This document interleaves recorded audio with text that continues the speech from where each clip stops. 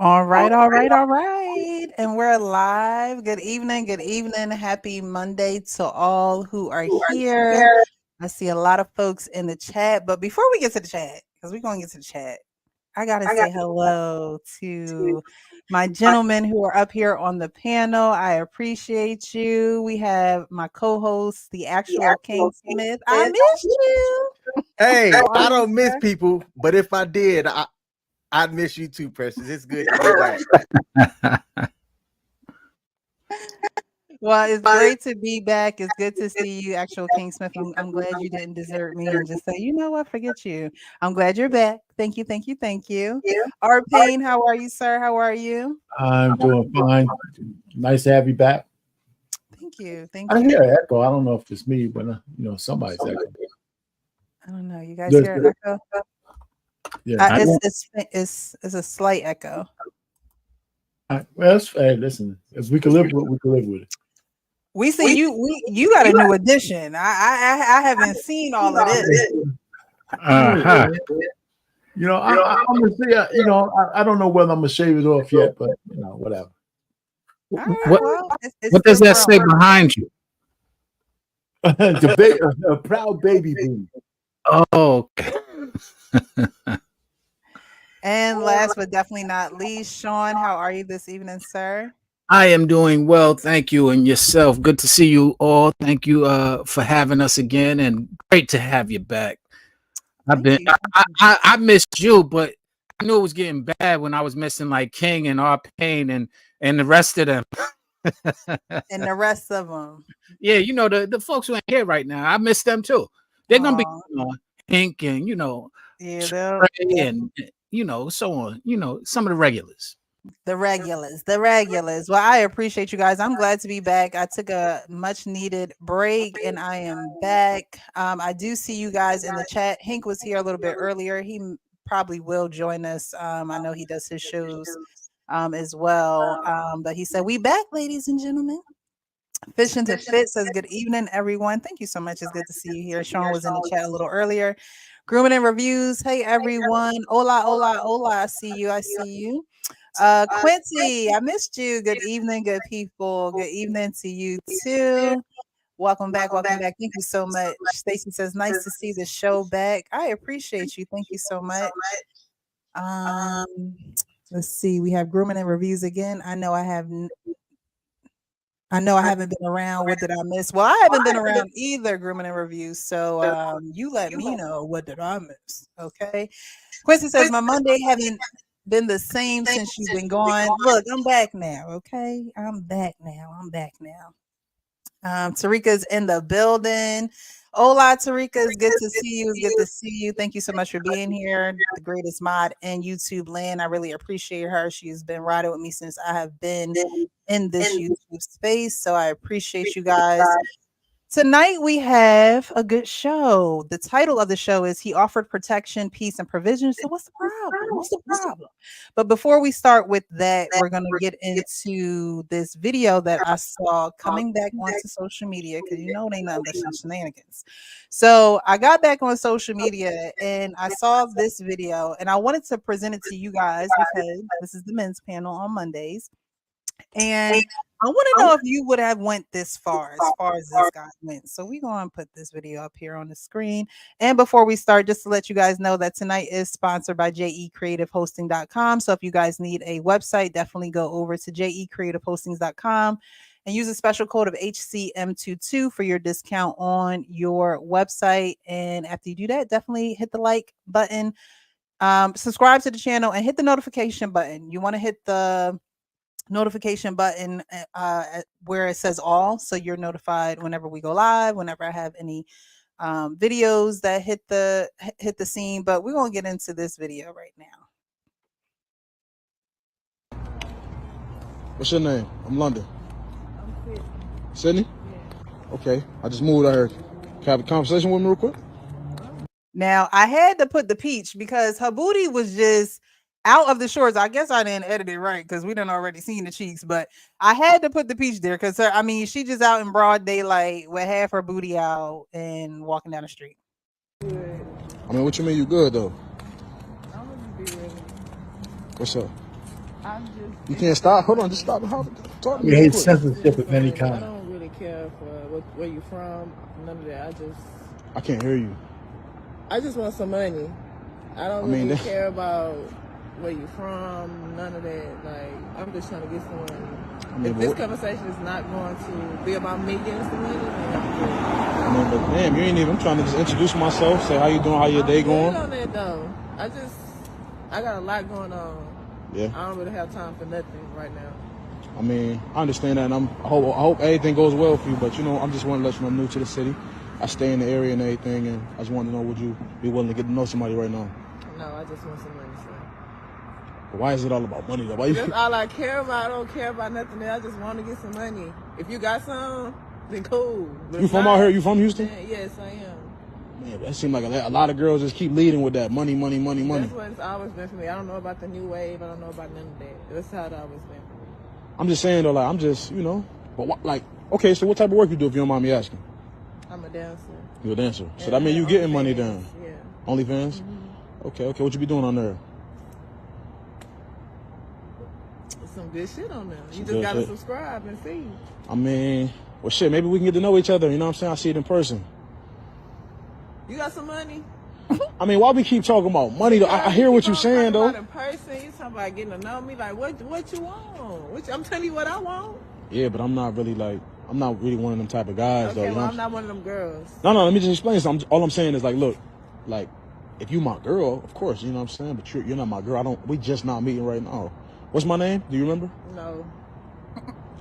See what I mean? So it's really about the money with you. Yeah. Okay. I'm telling you that out my own mouth. I'm saying the only reason why I approached you, because I seen you came out the little Starbucks over there, and I seen you, so I'm like, okay, let me see what she's talking about. You know what I mean? You looked gorgeous, so I just felt like I should tell you I liked what I seen, so I speak. Thank you, I appreciate that. But you should. Can I tell you something? I know we don't know each other, but just a word of advice. We don't even probably gotta be nothing, but I'm saying like you shouldn't leave with money though. Why? What you mean why? Because you could be missing out on somebody that might potentially be your husband, or really you don't even know what I was coming up to you for. I could be a business partner. I could be anything. I could be like, hey, look, I got this opportunity for you, but you leading with money could probably run me away potentially. I still just want some money. So you ain't even hearing what I'm saying at all. I hear it, but my mind is somewhere else right now. I mean, so like, what type of money we talking? A lot. It depends. Like. Depends on what I'm trying to do? Yeah.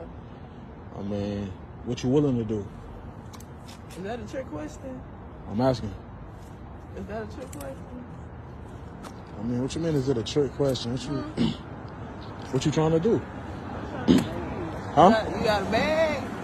I mean, I'm successful. Okay. Where you parked that over there? That black car up there? Yeah. Okay. I mean, so what you on though? Like, what you trying to do for real? Don't say you trying to get to know me. I'm trying to see what's up. What's up? I mean, I ain't really into paying though. That's the thing.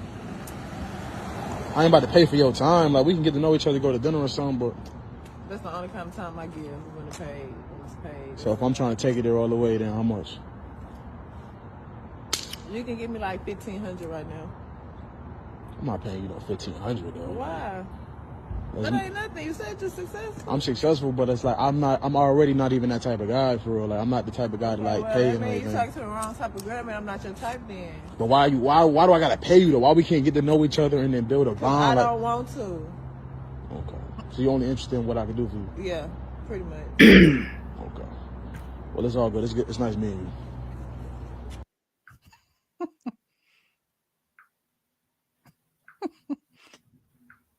So, what did y'all think of the I just want some money?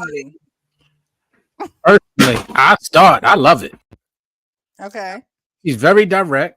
Mm-hmm. And she's wasting none of his time, but he's wasting all of her time.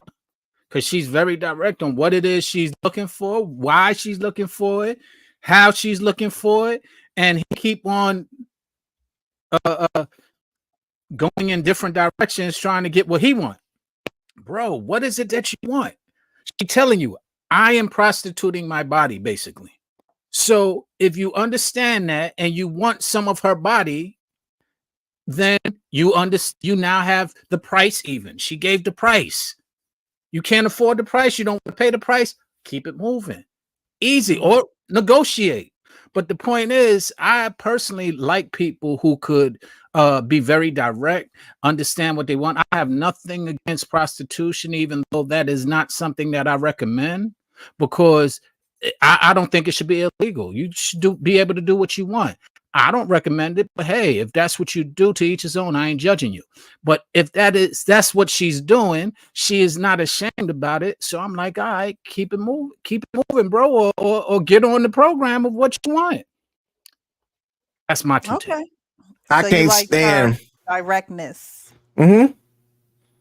I'm with Sean. I can't stand dudes like that. Mouthpiece dudes that want to try to get as much as they can for less. Like every man that watched that here up on this panel or down in the chats saw exactly what time she was on. Now, I have no problem, similar to Sean, with what she said. She did not waste his time. He wasted her time. The only issue that I had was her talking about some 1,500. In what city does she think that her street meat is going to be worth 1,500? Ain't no way that that's 15 bands. All right. I've seen better looking women than her in an Arkansas Walmart. So for her to say 1,500 and formulate that price out of her mouth, that was the only issue that I had. But King, there should be no issue. Wait, in fairness, King, he asked. She's like, yo, if you're gonna ask, why not shoot for the sky? Hey. She might have saw a sucker willing to pay for that. You asking me instead of telling me, I told you what I'm on. You're not putting out no offers. Now you asking me what I want? Give me 1,500. You can't be mad at that. The American way. Yeah. Whose mic is choppy? Is it mine? Let me know. Yeah, I think it's Sean's. Probably anyway. Sean's. Hey, listen, you know what? I think she threw out 1,500 just to get rid of him. She knows she ain't no 1,500 piece. And, you know, he was, we know he's role playing. He knew what she was about from the beginning. So he just wanted to see how long she would go back and forth. Because she knew he was no sucker. He was wasting her time. Hey, listen, she was right on the money. Hey, I'm for the streets. Stop trying to make me into a housewife. I don't want no coffee. I don't want this. We don't have nothing to talk about. Throw the money on the table and let's get it on. You know, so that's the way it is now. A lot of these relationships are situationships, and they're all transactional. You know, and she was a random chick walking down the street. Now I don't know how much of it all was a skit. I like her demeanor.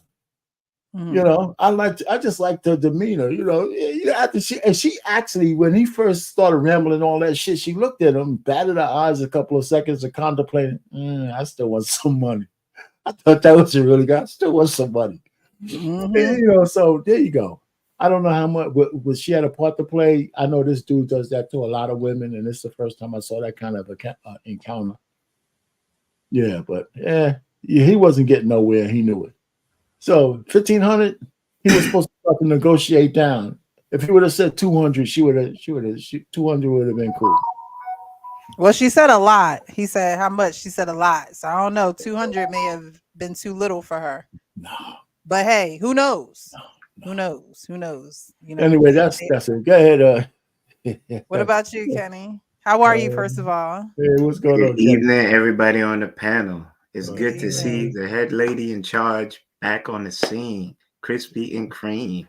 Kicking 16 bars.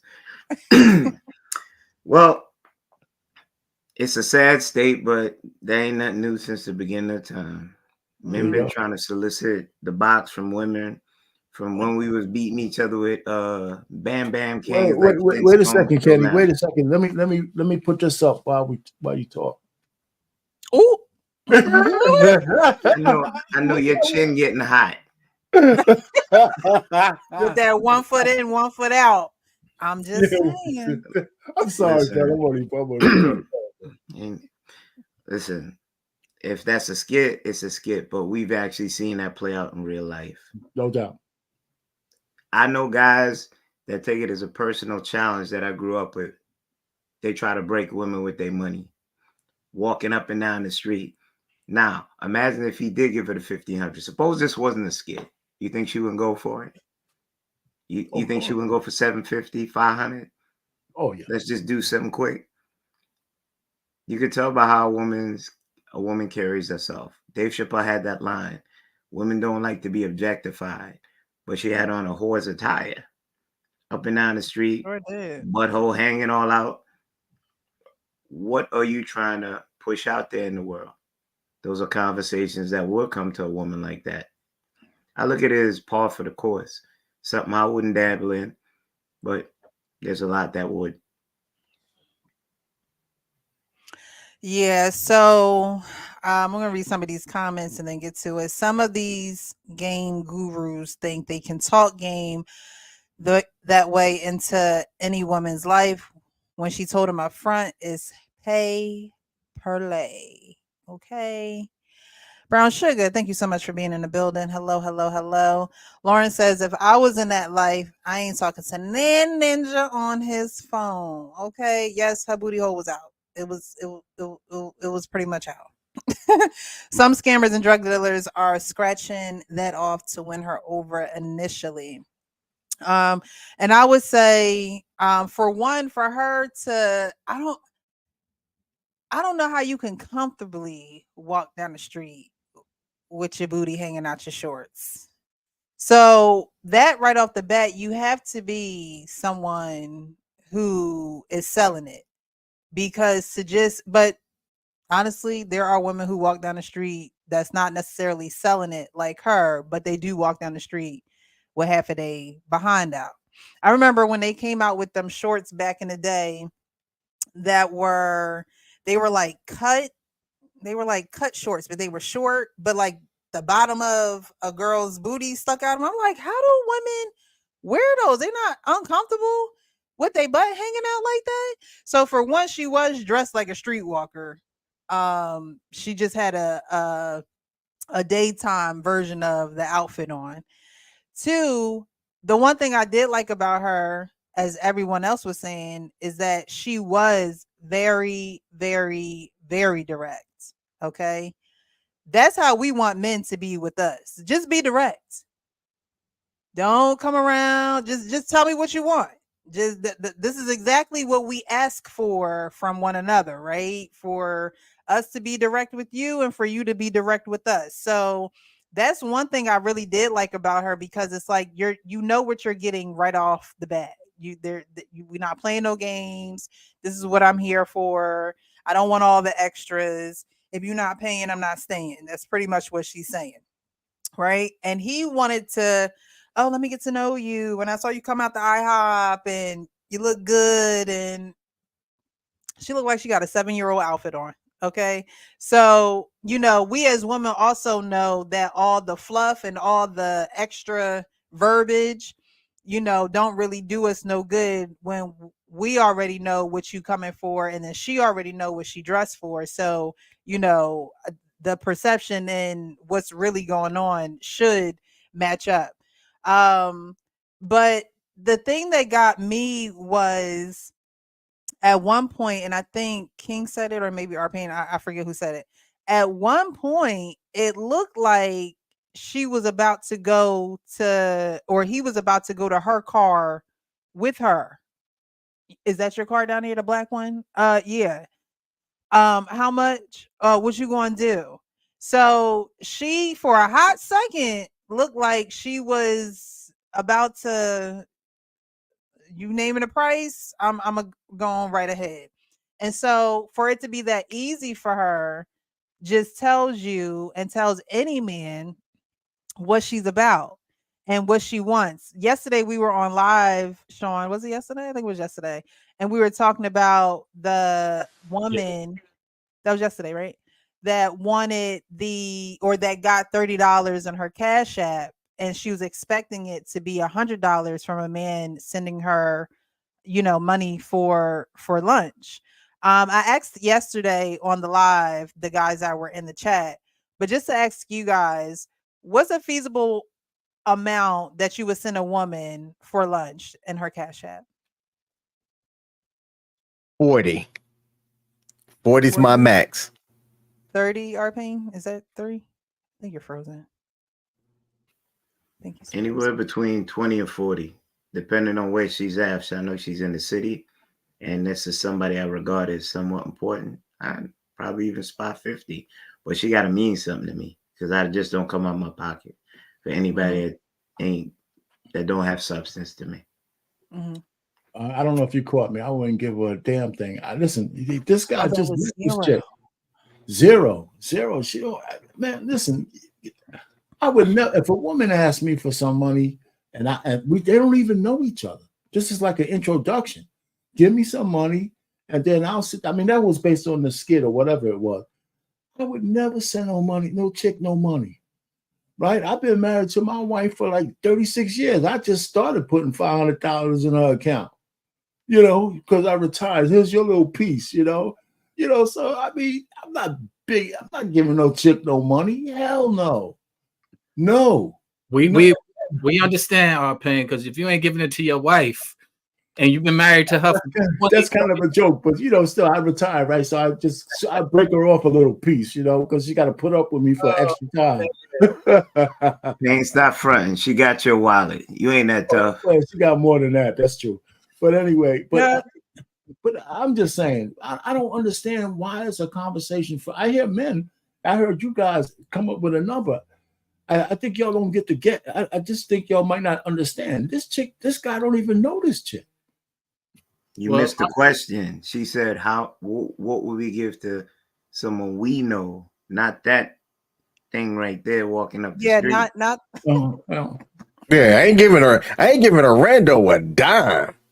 No, you know what I'm saying? No, I missed the question. That's from another video, not her.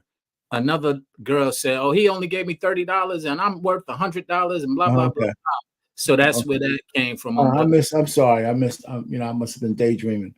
You know what? Even if I knew, I'd still contemplate not giving her shit either. Who are you? You my wife? Maybe. But you just some chick? I'm not giving you a damn thing. I mean, we're gonna have to be really tight. I mean, we're gonna have to be tight. I had to been there and done that at least a couple of times or something. And I know I can come back for a return engagement. I'm not sending a woman no money, none. Precious, none. Could we disqualify him on some of these questions? Because he's been married too long. I'm gonna follow you one day in an old cop car. You want your time off. Oh man, yeah. I don't know.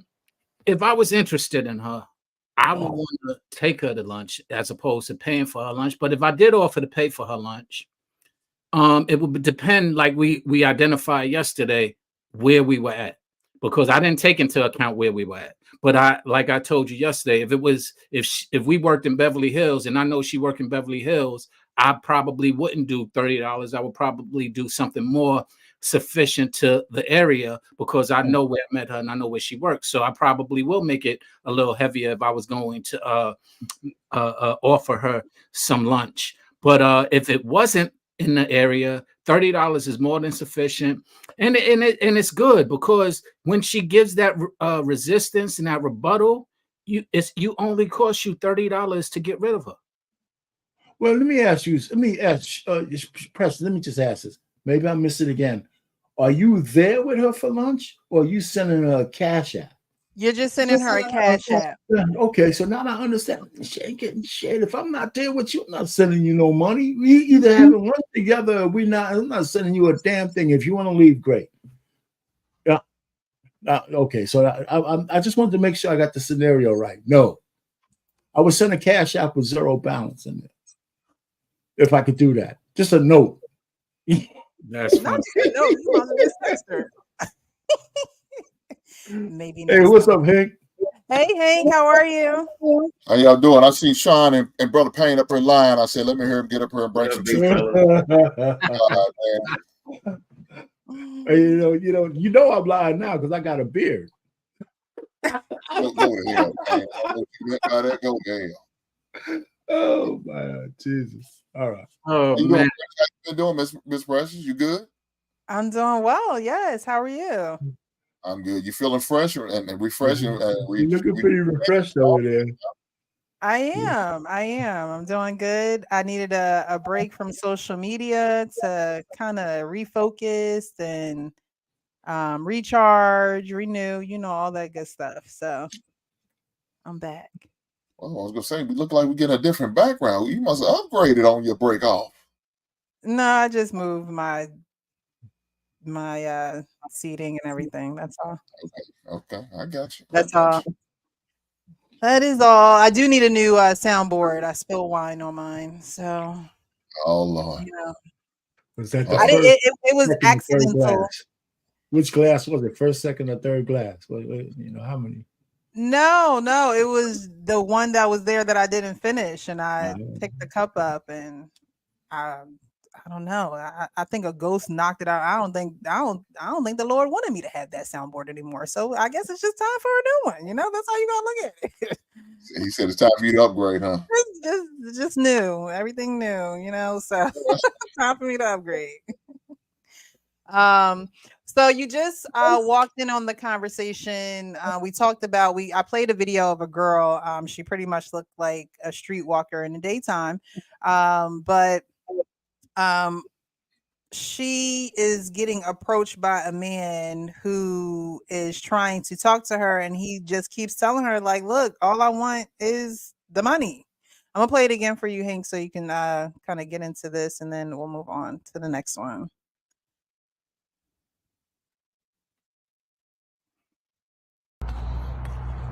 Hey, how you doing? What's your name? I'm London. I'm Sydney.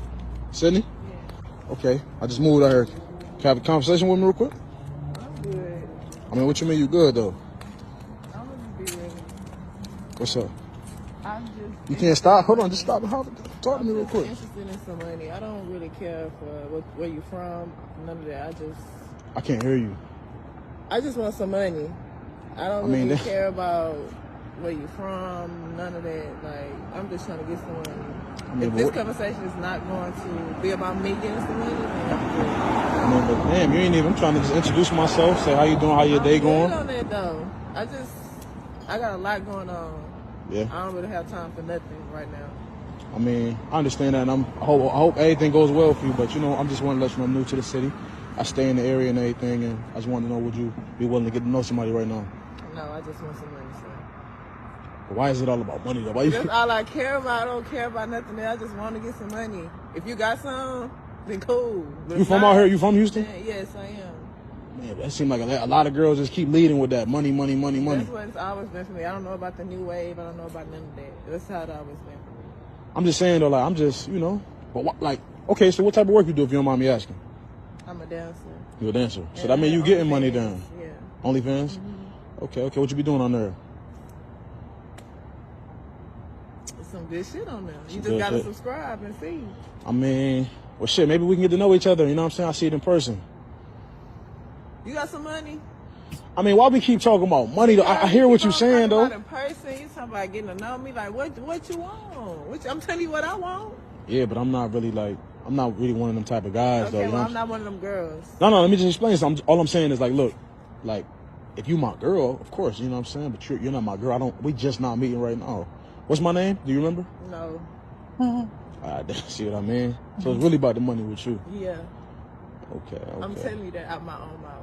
I'm saying the only reason why I approached you, because I seen you came out the little Starbucks over there, and I seen you. So I'm like, okay, let me see what she's talking about. You know what I mean? You looked gorgeous, so I just felt like I should tell you I liked what I seen, so I speak. Thank you, I appreciate that. But you should. Can I tell you something? I know we don't know each other, but just a word of advice. We don't even probably gotta be nothing, but I'm saying, like, you shouldn't leave with money though. Why?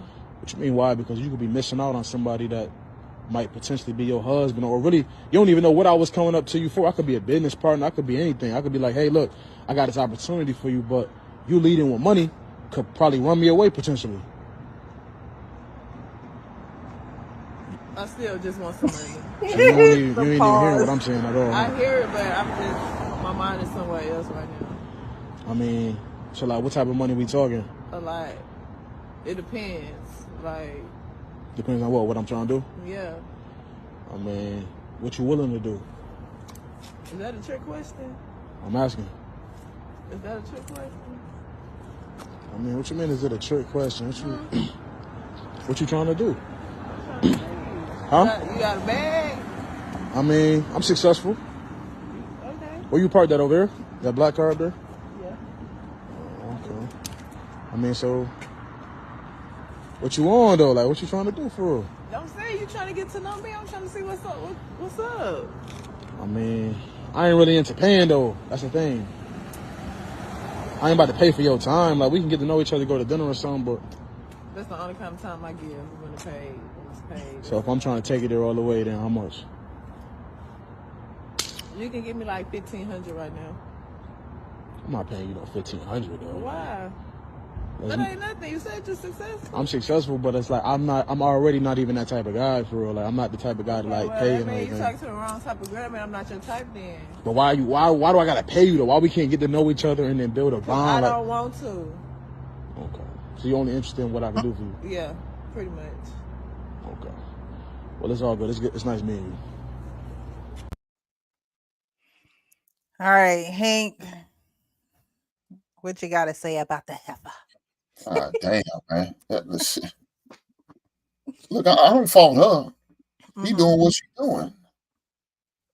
I don't fault her at all. Get money. She's a streetwalker. She's a dancer. She told you what her intention was. Yet you still want to hold a conversation with her? Then you asking how much? Dude, so now you telling on yourself, you're a goddamn trick. She was just too expensive. She said, if she said $500, you probably would have been A-okay with it. You've been like Brother Payne and dropped the money down on the table. Let's go. But since she priced you out with $1,500, oh no, I ain't trying to pay for it. Now you're not trying to pay for it because she said $1,500. If she said $500, you probably been right there and take it to the local Motel 6 or something. So I fought him. He was trying to make a relationship out of a hoe. Why? Because she looked nice to you. She had a nice figure, but did you hear her mindset? She put it all out there for you. I'm just here for money. Ain't nothing you could do for me if you ain't talking about that money. Dude should have ran. He should have got up through. Instead, he want to stay around and entertain this heifer. Like he was going to change her. Like he was going to switch up her mind. No, shit. The Lord ain't changed her. Her situation ain't changed her. Her experience ain't changed her. Probably some of those dudes who probably cussed her ass out at the strip club ain't changing her. Her lack of memberships on OnlyFans ain't changing her. She not changing. You gotta let a hoe be a hoe. Shout out to the ghetto boys. I'll leave it there. Don't save her. Now you lying. You said exactly what we said. Oh, Payne, that's your time. You're supposed to be like, yes, Lord. I ain't ready to pay for it. I told y'all, I ain't ready to pay. No, he ready to trick it. Now, listen, man. You know what? I think I've gone through my whole life without doing that. So what can I say? I'm not about to start now, but I would have told her price is a little too high. I might have played with her. I would have said, "Listen, how about 500?" And she would have shook her head, and I would have ran the other way. Because now she put me in the corner. I said, "Nah, I'm only joking." I'm only joking. But anyway, nah, man. Nah. But you could tell this was he didn't seem like he was ever gonna pay because like he said, he's like, I'm not the paying type. Yeah. I think it's more to draw out how there are women who are that direct. There are women who are that straightforward. They're not going to entertain you with frivolous conversation. The small talk is out. If you're not here for what I need, then what are you here for? And that's the attitude that she has for him. Like if he was like, I don't think he was trying to give her a little life lesson. Like, I don't think you should leave money. She looking at him like because I could have been coming to you with an opportunity. And she thought about it like, but I just want money. Man. So Hank, you heard me. I guess you lying now. Because you said exactly what we said. Because we was like, yo, we loved her. We just hated him. Because like Brenda said in the comments, he harassing her at that point. He really harassing her. Mm-hmm. He was saying a whole lot of nothing and the same thing, and she circled it back like 3 times. But what about the money though? For real. You got some money? That's like her famous line. You got some money? She But looked like Brenda she is was. correct. She wasn't perturbed at all. That's her life. She has to deal with that all the time. She You looked know, like she done especially heard with them black lines guys. You ever go before. to a strip club with a black guy? He tries to have a whole sexual orgy for $1. Right? The white boys be making it rain. A black guy's holding on to $1 for dear life. You never went to a strip club with a brother, man. You haven't been to a strip club in a long time, huh? Mr. Payne, I thought you didn't do that in your life. No. That's a strip club. That's not soliciting sex. Oh man. We say you haven't done it because What do you think they do in the strip club? Soliciting sex. I just throw the dollars at them on the table, man. I don't never try to go in the back room, man. No. Right. So, all Payne, you put all the dollars on the table and tell them here. Yeah. Yeah, man. Come over here. You feed the money, they give you theirs. It's been years. It's been years, man. It's been a lot. Hey, man, I went to a strip club in Hawaii. I believe that I'll never forget it. It was a fantastic, exotic honeys up there. Holy shit, man. Oof. Wow, man. So now a man can't admire the beautiful stuff of a woman, man. Come on, stop it. No, the part that don't get me, you say you go in the wallet, you put all the money on the table, and you be like, here. Yeah, they're dollar bills. They're dollar bills. Fellas, stop trying to incriminate my man. He is married. Leave him alone. Yeah, man. Listen, my wife, she don't care. Yeah, she don't care, man. My wife, we've been married for a long time. Strip club. Leave him alone. It's been a long time, man. I see you in the chat, Lady Di. I see you in the chat. Sorry, I was shouting out Lady Di. So yeah. I look like I read this thing. You look like 74 years old. Yeah, I have to cut this shit off though. About a job. I mean, that's a comment. AP said, "Damn, Payne, you looking like 74 years old more than you." This conversation. Oh my goodness. 74-year-old men don't want love. Payne, we just walked you out of getting yourself into something. Would you stop? Hey, he got that shovel right beside him. Yeah. What's going on over there, Payne? We trying to help you out. Yeah, hey, man. He said to help the shovel. I got a front end loader. I'm digging my own.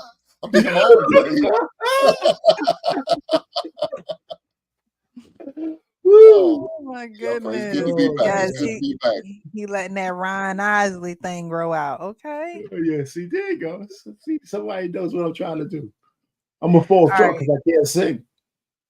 So I wanted to get into this video.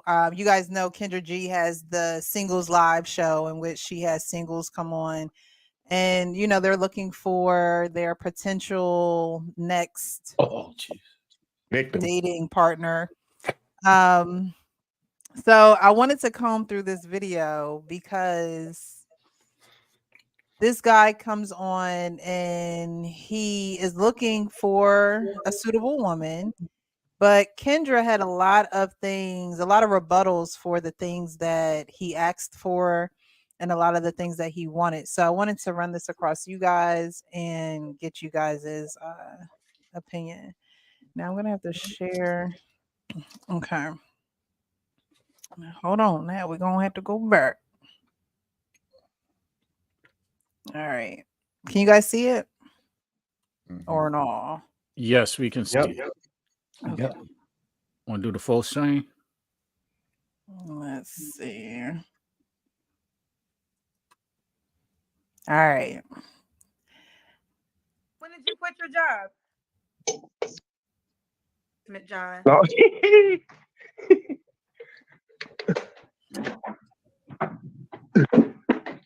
They want to know why you want to.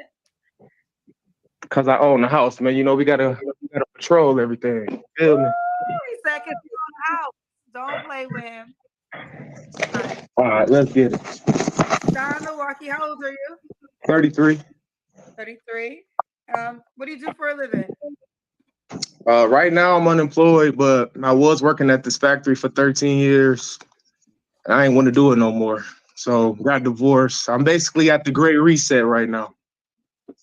Okay. When did you quit your job? I quit it around like July. Of last Like year. last year. Yeah. Okay. When did you get divorced?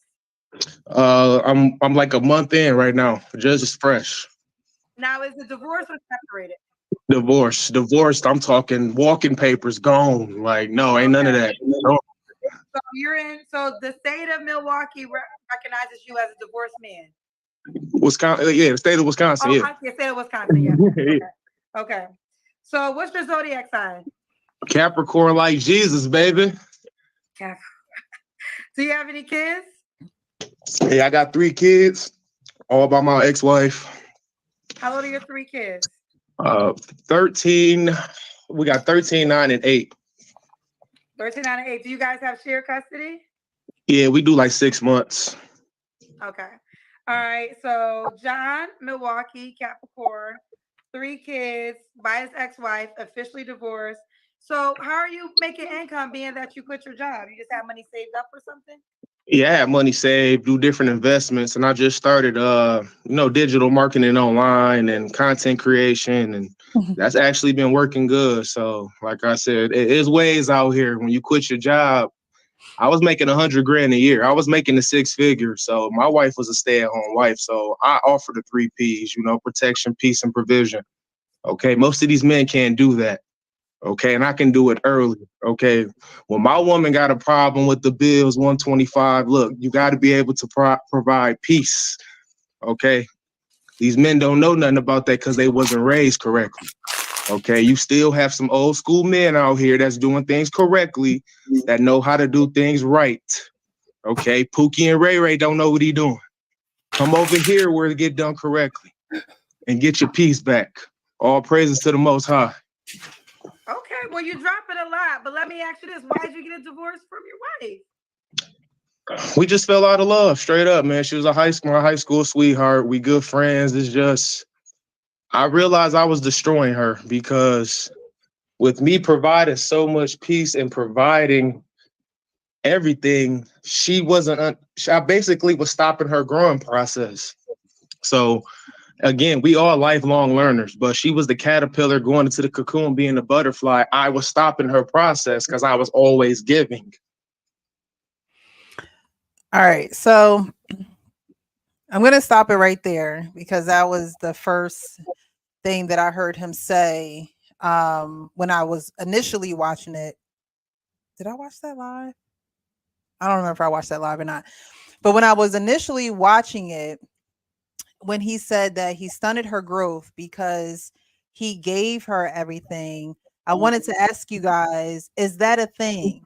Is that a thing where men are, because he said he's protection, peace, and provision. So is that a thing where you can stunt a woman's growth by doing a lot for her and giving her everything that she needs? Is that a thing? I mean, yes, it's a thing. The way he described it, I think that was the thing. But is it a thing that you can stunt somebody if you spoil somebody and they don't have the proper ability to grow into? Yeah, he used the caterpillar and the butterfly. I often use a analogy with a caterpillar and a butterfly. When they're in a cocoon, if you open up the cocoon for them, they open up their wings, spread their wings, wither down to the floor and die because they didn't have the strength. Because the process of getting out of the cocoon was strengthening their wings so that they're able to fly. So if you help them out to that point, yes, you can stunt their growth, and yes, you can do more harm than good. But do I think he was doing that? Not at all. Thank you. Listen, if he was serious, he might as well just have sung Sting. If you love somebody, set them free. Because everything else he said was full of shit, man. This guy, she left him because he just the way he showed up. But I need some more context before I get on this case. But I don't like the way he came out. I think there's so much more to the story than what he gave us. I left my wife because I was stunting her growth with three of my children. He said he was destroying her. That dude is a finesse king. Finesse king. And if any lady wants to get with that and expect something long term, satisfactorily, I don't know if I've said that right, from that guy, she's not going to get, she can get a short term fun time from him. I think he's great for that. But the finesse that this dude has, bravo. Bravo. I can see right through that. Okay. Kenny? He misrepresented everything. Payne pegged it right on the head. He's full of BS.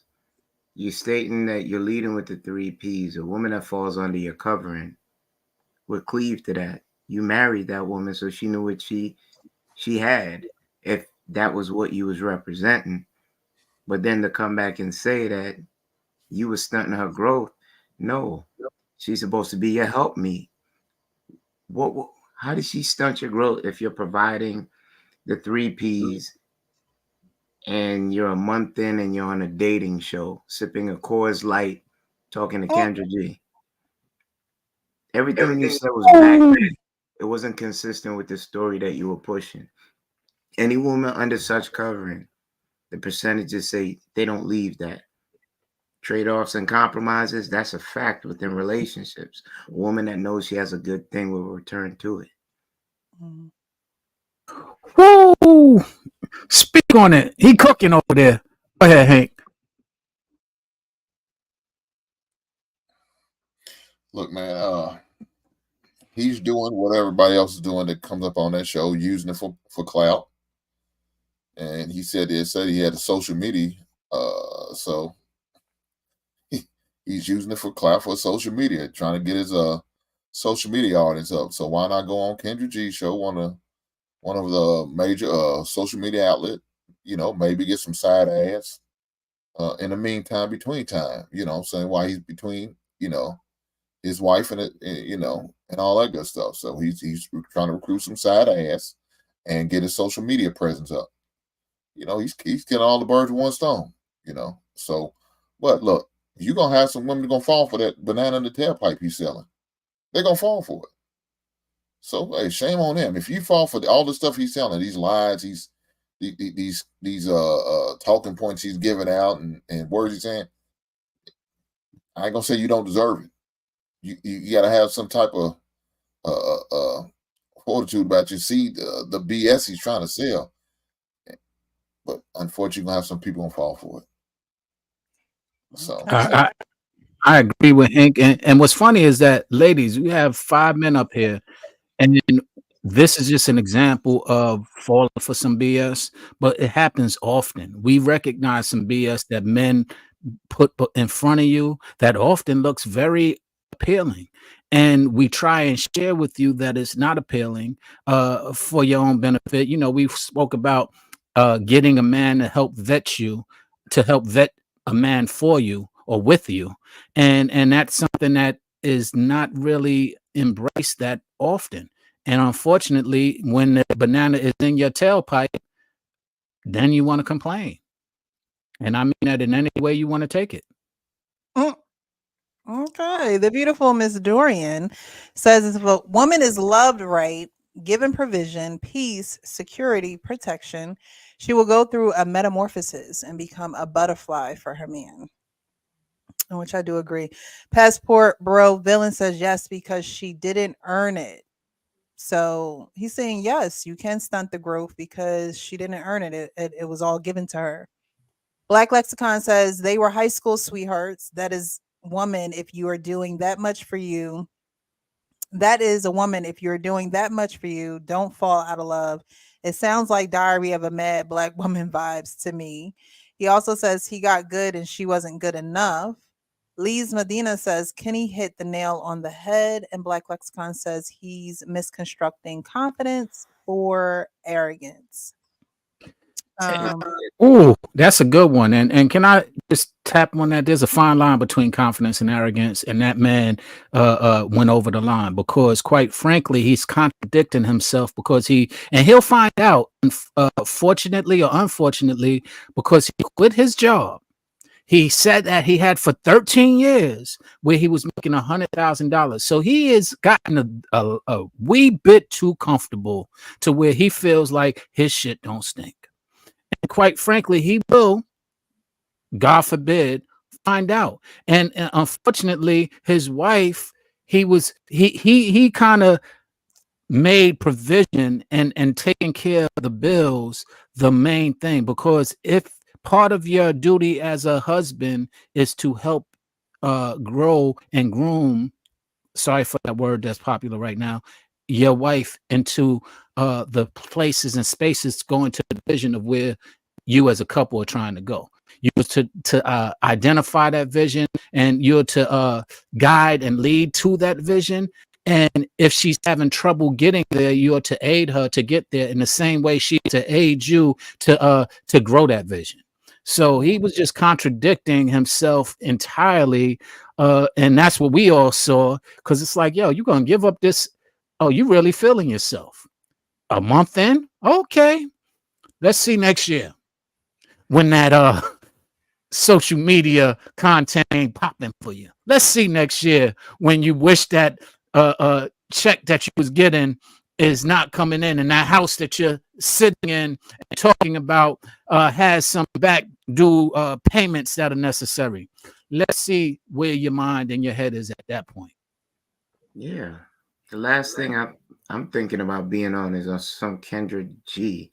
A month out of my marriage, I haven't been working for a year. I'm sipping Coors Light, talking about I'm not a Ray or Pooky, shading on other people without correcting your house. That's the last place you should be. If I'm leaving a marriage and we're not sure the time frame, how long you was married, you invested a lot of time in that, and you're up in a month out, and you're talking like, oh, you're making excuses for why you didn't make it work.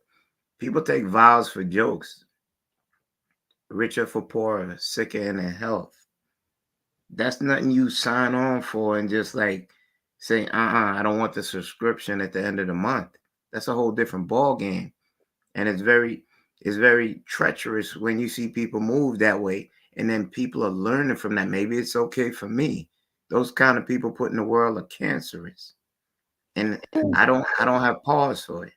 Like I said, I'm not handing out hot chocolate and marshmallows. When I see it, I'm gonna call it. Ooh, speak on it, Kenny. And the funny thing is, if it was the opposite way, if it was a woman saying these same things, we would be called woman bashers. If or if we're trying to tell her that the same thing we tell this man. Yeah, but you know what? My whole thing is they have 3 children.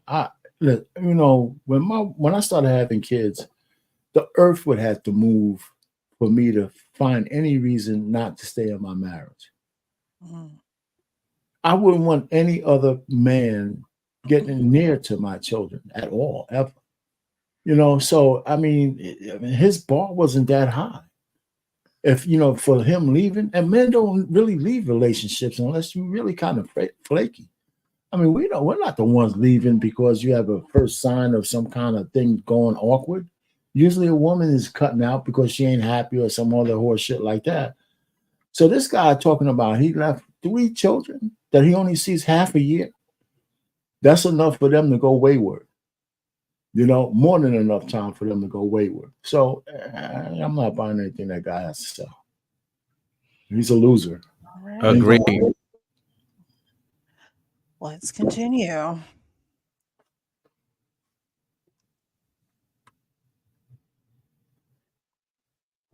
A lot of people probably can't understand that, but I want to. So you're basically saying being married to you was stunning her growth?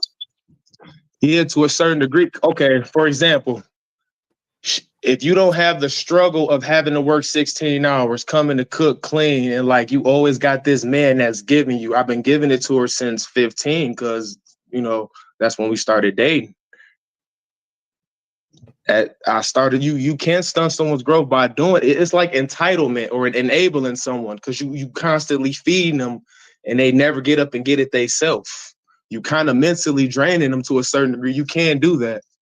Who wanted the divorce, you or her? It was more of a mutual thing. We was fighting all the time, arguing, beefing. It just kind of lapsed out on its own. Listen, I'm gonna let you respond. Fifi spent $5 and said, B, you are Pooky. How? Okay, so what's the definition of a Pookie? I don't have any criminal record. I bought my first house at 22. I made $100,000 for the last 10 years. I started my own cleaning business. I don't work for the white man. All my money is made by me. I don't punch a clock. No man tells me what to do. I don't have to punch in a clock. I don't do any of that. So how am I a Pookie? So, would you guys classify him as a Pookie? Yeah, I would. I wouldn't classify him as a Pookie, but I wouldn't classify him as a responsible man either, because he's in some of the comments, another Brenda comment, he's being irresponsible and selfish. And you know, my pet peeve is selfishness. Selfish is lacking consideration for others. And he is lacking consideration for his wife, his 3 kids, and he's only thinking about himself at this point. And at that point, you need some emotional maturity in your life. You need to man up and start doing things differently, because your mentality is exactly what we speak about when women feel entitled. You feel entitled like you claiming shares to that job that made you $100,000 for the last 10 years. You're entitled to that. You feel like that's supposed to happen, and that's going to continue to happen, and that's what entitlement is. So you got given, and he sounded like an entrepreneur, so I won't say it entirely, but you got given what it is that puts you in the comfort zone, and now you gave what put her in the comfort zone. So she basically is following your lead, and so again, it falls on you as the leader. You are leading her in that direction and that mentality, and I understand why she got it, because you got it. Well, listen, you know what? Nick Cannon's a Pookie. Nick Cannon's a Pookie, right? It's just money has nothing to do with it. Nick Cannon's a Pookie. If you ask me, I want to go in that direction. I disagree with you wholeheartedly, but you can disagree with me. The money don't have nothing to do with it. Just Pookie behavior. So I mean, he's got. Give me the explanation of why he's a Pookie to you. Because he's a Pookie. He's procreating with women. Define Pookie in your the Pookie is a general term for guys like that. You can't define it. He tried to characterize it as a money thing. I don't agree with that. So Payne, I don't agree with that. Wait a minute, man. Call him what you called him. If you have I call him a Pookie because he's sticking his seed anywhere he wants. That's Pookie behavior. Okay, so you asked me, and I'm telling you, Pookie behavior, and so is Future. He got 8 baby mamas by 8 women, 8 babies. That's Pookie behavior. Okay, but he's trying to tie it to money, and I'm saying it's not about money. Well, it's not money; it's responsibility and taking care of it. Nick Cannon takes care of his responsibility, and Future does not. And that's the difference between defining a Pookie or not. How you define it? Exactly. That's what I define. What makes your definition better than mine? So I kind of agree with him. Hold on. Why is it Nick Cannon a Pookie? He doesn't take care of his kids. Well, because he financially takes care of them. Wait a minute. But what about the emotional support them kids need? You don't know. You don't know that, Hank. We don't know. So let me ask you this. Okay, how do he got 8 kids? How does he take care of those 8 kids and he got all them kids all over the states? Hank, we do not know. No, okay, but then if y'all don't know, we don't know if he's a Pookie. This other guy's a Pookie. Okay, it's 50-50, right? I agree, Hank. It's 50-50. But when I asked Payne to define the term as for why he sees him as a Pookie, then you could easily try to compare him to Future. That's a bad comparison, in my opinion. Because even though you're financially setting up your kids, you still have to be there. I agree, Hank. 50-50 on that. But what constitutes you saying that he's a Pookie? I just told you. But then you compare. You made a bad comparison. You asking me, or brother Payne? No, he's So I talking can to say, me. I can Listen, say, how you know Future ain't talking to his kids? You don't know that either. You just saying that. We actually, we don't know, but it has been said by several of his baby mothers that he is not there, and it has not been said, and it has not been said, and it has not been said. Again, you ask me, do I know? I'm telling you, it has been said by the baby mothers of Future, and it has not been said by any baby mother of Nick Cannon. Doesn't mean it hasn't happened though. I didn't say, but the point being is you don't know that it has. I'm going on what was presented to us. What was presented to us by baby mothers. The dark-skinned Pooky mama from Cannon was mad that he didn't give her as much time as the other babes because she's dark-skinned. I heard her say that. She put that shit out on blast. Okay, her. So what are you talking about? So listen, you're sitting down here trying to make this guy into some kind of saint. He's spreading the seed. I got 12 goddamn kids from all these women, and he's a Pooky. If one woman complains that he's a deadbeat, that's all it takes. He didn't say deadbeat. Wait. He said her. She didn't get the time. He didn't say the kids didn't get the time. That's what y'all going into. Y'all making that up. So stop making stuff up. Is all I'm saying. We ain't making nothing up, man. How much you bet you that? Nick Cannon. What? How many kids does Nick Cannon have? I don't know the number. I don't. About 8. I think one of them died. You got 12 kids, and how many baby mamas does he have? Yeah, 6 baby mamas and 12 kids. 6 baby mamas. So that's 6 different locations that he has to go to between 8 kids. That's a lot. Do you think he's really spending some time? And this man works. We all know this man works. He's not sitting around a lollygag twiddling fingers. He's always involved in something. He's that busy.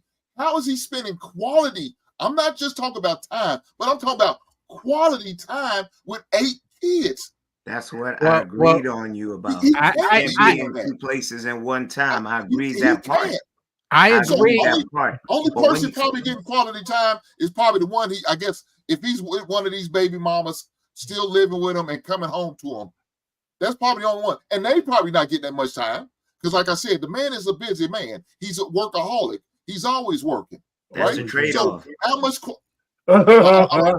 that's some bullshit. Hey, hear me out. I'm gonna piggyback on what you just said right there. Pookies are not associated with men that go out there and get it. You never heard somebody called a Pookie that's a man that's going out there to get it. Right. Yes, that's not associated with that type of man. We call him Future. We call him Future Pookie. And he goes. So what exactly is a Pookie? Well, I think our discrepancy isn't really about the men. It's about the definition of Pookie. Your definition of Pookie is a man with plenty of children by plenty of different women. Correct? Oh, it's more than that, but that's just one example. Yeah, mine is a guy who's jobless, not faithful, and always has the hustler mentality. That's my definition of a Pookie. Which is another fair assessment. And my definition of a Pookie is somebody who is spreading his seed and not taking care of the responsibilities of the seeds that he spread. Okay, but what do you consider not taking care of? Because Nick Cannon's not emotionally taking care of them kids. Financially, he may be. But emotionally, how can you? Hank, this is where we differ, or where we haven't. I don't know this, and neither do you. I don't know whether he does. To your point, it seems like it's impossible, but I can't sit here and judge and say that that's the case. And the reason why I give him a little bit more benefit of the doubt is because of his previous actions. He is the first guy I know in the entertainment industry that married his wife before he had sex with her. He is the first person who actually married his wife before he had kids with her. So we're gonna give him credit for that shit? What I'm saying is I give him leverage in not identifying him as a Pookie. She also divorced him. He didn't want the divorce. So it doesn't matter. I'm not. What about the other women he didn't marry, but he gave them kids? Well, his mentality changed at that point. If you're a biblical man, if he's a biblical man, he's living wrong. So first of all, he did it right one time, but these other 7 kids are 6 kids. I don't know how many kids got by Mariah. He has 12 children. Oh hell no! He's a motherfucker. You get 12. You got Nick Cannon coal has in your 12 eye. children. Nah, I think he We do get have. 12. He has 12 children. I'm reading it right here. Just Yeah, look it up. where who said he has 12? Ah, And I don't children. You just looked get up that dirt off Pookie. your. He I'm has looking 12 up children. Pookie, and I don't see any negative connotation. Now I know how we use it in the space. Pookie, Ray, you know, from the hood, Right. somebody projects. I don't know, but I'm looking up Pookie, and I can't They find say how cute. They say cute. we. Right. Yeah, how we define it. And when I say we, I just mean us in this space. So where exactly did that name come from? No, Y'all it's gonna have just to- they y'all gonna make combine me it with Ray, do a so it gives it more report. context. Okay. If you Pookie look name up is Nick a hood Cannon, he has name 12 to children. disparage. Pookie was never put in a tense where it's uplifting. We could start right there. That's true. Pookie That's came true. from the hood.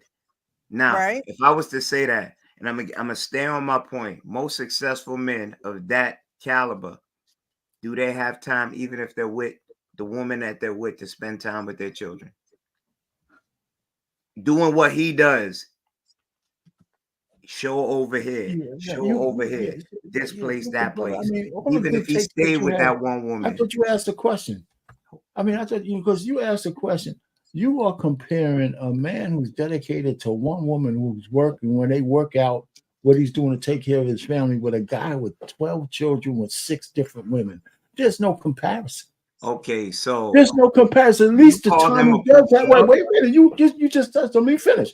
At least when he does have time, he's dedicating to his one family. But And can he's you not answer spreading the that- question though? And we I did understand. answer the We question. understand. No, I you did didn't. answer the You question. said no, you didn't. You made the you said there's no comparison. We asked you, There's no does a comparison. man? He asked you, does a man who is that intense working? No, it's not the same. Wait, he asked you a direct question. Does the man, if he only has one wife and dedicated to one family, does he Right. always have the time? If he's if he's in that capacity of accolades and riches, does he have the time? And I understand the question. He has the time to dedicate to the family that he has. The one family instead of You're being dividing that little disingenuous bit of now. time into 6 or 12. The man is So, always you know, on so the jet. that's the difference. You guys act like you don't understand math. If I got 2 hours a week or 10 hours a week and I'm with one family, that's better than me having 10 hours a week with 12 kids. let me tell you what I'm talking about. Because you could be there with one family and be disconnected and not provide. And listen to what I'm saying before you say anything. Let me finish. You can be there and not and absent at the same time. Whereas person who we ain't talking about that. Can You're y'all not finish even trying my to point? listen. Can You're I trying finish to my respond. He's moving the Can I finish goalpost. my point? Can I finish my point? Yeah, your point is ridiculous. Okay, if you ain't heard, how you know that? You sound ridiculous. Okay, thank you. We both ridiculous now. All right. Okay, so go ahead, man. Go ahead. All right. What I'm saying is, just because you are you have one job and one person does not mean that you are providing them the emotional. So the point is that you can provide the guidance and some of the emotional provision on your family, even though you're not there as much as that person who is there. Okay, so we're going round robin and full circle, right? Because the point is we're comparing apples to apples. I got 10 hours a week and I have one family, or 10 hours a week and I have 12 families. I can dedicate my 10 hours to one family as opposed to dividing it by 12. There's a big difference. It's just math. But the math is what you don't equate when you get into algebra. There's other factors to it. Any other factors are the fact that you could be there. You said 10 hours, so that leaves at least 14 more hours. You can be there 14 hours and not spend 1 minute. 1 minute with the job that you live with. Yeah, you can have 14 hours and spend a whole hour, which is more than that 1 minute you didn't spend with with the other 12 children, and you have more time with that child than the person who has those 14 hours. Sean, I know you want to be right. When all else give me a is second. equal, you're not moving the goalpost. Hold on. So if you're saying what you say, and I'm taking it in, I'm listening to you, Payne. So that means King Solomon was a Pookie. You held up that Bible a little while ago. So he was a Pookie too, right? Oh, yeah. He was God's Pookie. He was God's Pookie. God's Pookie. So King Solomon had 700 wives and 300 concubines. He could spend time with all his kids? We ain't talking. We see you guys keep moving the goalposts. No, he was I'm God's not. Pookie. I'm giving you an example since you held up that Bible earlier. We know he didn't spend time with all his children. So is he a Pookie then? Yes, under your definition? God's Pookie. I'm not joking. Oh, so it makes you feel better because you said God's he's one of God's children. He was a Pookie. Yes. King Solomon, you was a Pookie. So I cannot correct Payne because if Payne is consistent with it, every man that does not, even a man of prestige and work, even if he does not spend time with all his children, all 1,000 or some odd of them, he's God's. You asked me and I answered. Man, so if Jesus' children was all the people who Jesus followed him, had children? You didn't. Jesus didn't have no children. Hey, Sean, you see how quiet he got when I hit him with that one? He went back in his chair. He was like, that was a great one. I can't forget. That was a good one. Payne, rebuttal. I could dig. I'm trying to figure out why y'all say this man's a Pookie, but hold on. He did label his credentials. So it's not like he's not working. He has a job. Right. He's a manager of a cleaning company. Is it a job? That does. He said he quit his job. He said he quit his job 3 weeks ago. He said he quit. He said he has his own business. He has a cleaning company. Right. He said, "How am I a Pookie if I have a cleaning company?" They don't work for the white man. Yeah. You're right. You're right. But all we going on is the first part, and he contradicted himself in the second part. He said, "I quit my job. I left it alone," and he didn't identify what his job was until afterwards, which he said was this cleaning company. And he said, so he gave more clarity. So now we got more details on what he's talking about. So he quit his entrepreneur company. Okay, he quit it. So be it. No, he quit his factory job. He was working at a factory for 15 years. He quit that job. He had been working there since he was like 20. If anything, Precious, if anything, we got exact detail on the man and his behaviors from a short clip. Yeah. Just chopping it up. 3 kids. I have a wife, and he stuttered when he said, "I met her at 15." I would like to know his age when he met her at 15 because his voice got a little dim when he said that. I paid attention to that. Well, he said they was high school sweethearts, so they was both in high school when they met. Yeah. He said, "I met her at 15, but I watch mannerisms." I watch mannerisms. If you 15 and he's 17, what is that? What you come on, man. What you trying to say? No. I watch mannerisms. I put that to the side. Then I watch how he carried himself. Don't beat around the bush, Kenny. Say what you're trying to say. No, I watch how he teared out men. I watch how he came all grandiose up on it with the ice cold beer in his hand and talking about, "I'm not no Ray Ray or not no Pookie. Why are you demeaning?" Talk about you. You're on the show to present. What about you is a good quality so we could find you a woman on the show a month out of your nuptials. So telling these women that he's not a Pookie and Ray Ray, that is telling himself. That's letting you know he's not that category of men that most of y'all women say y'all don't want. Right. I'm not that guy, but I'm this guy. He went into more detail as we went further in the video. Look, I don't agree with everything the man said and done, but I wouldn't put him under the category of Pookie. Maybe it's a little premature. Maybe if we allow him to talk more, maybe he will show that he is a Pookie. But as of right now, I can't put him under that category. Okay. Hank, there's an important word you just said there, details. Mm-hmm.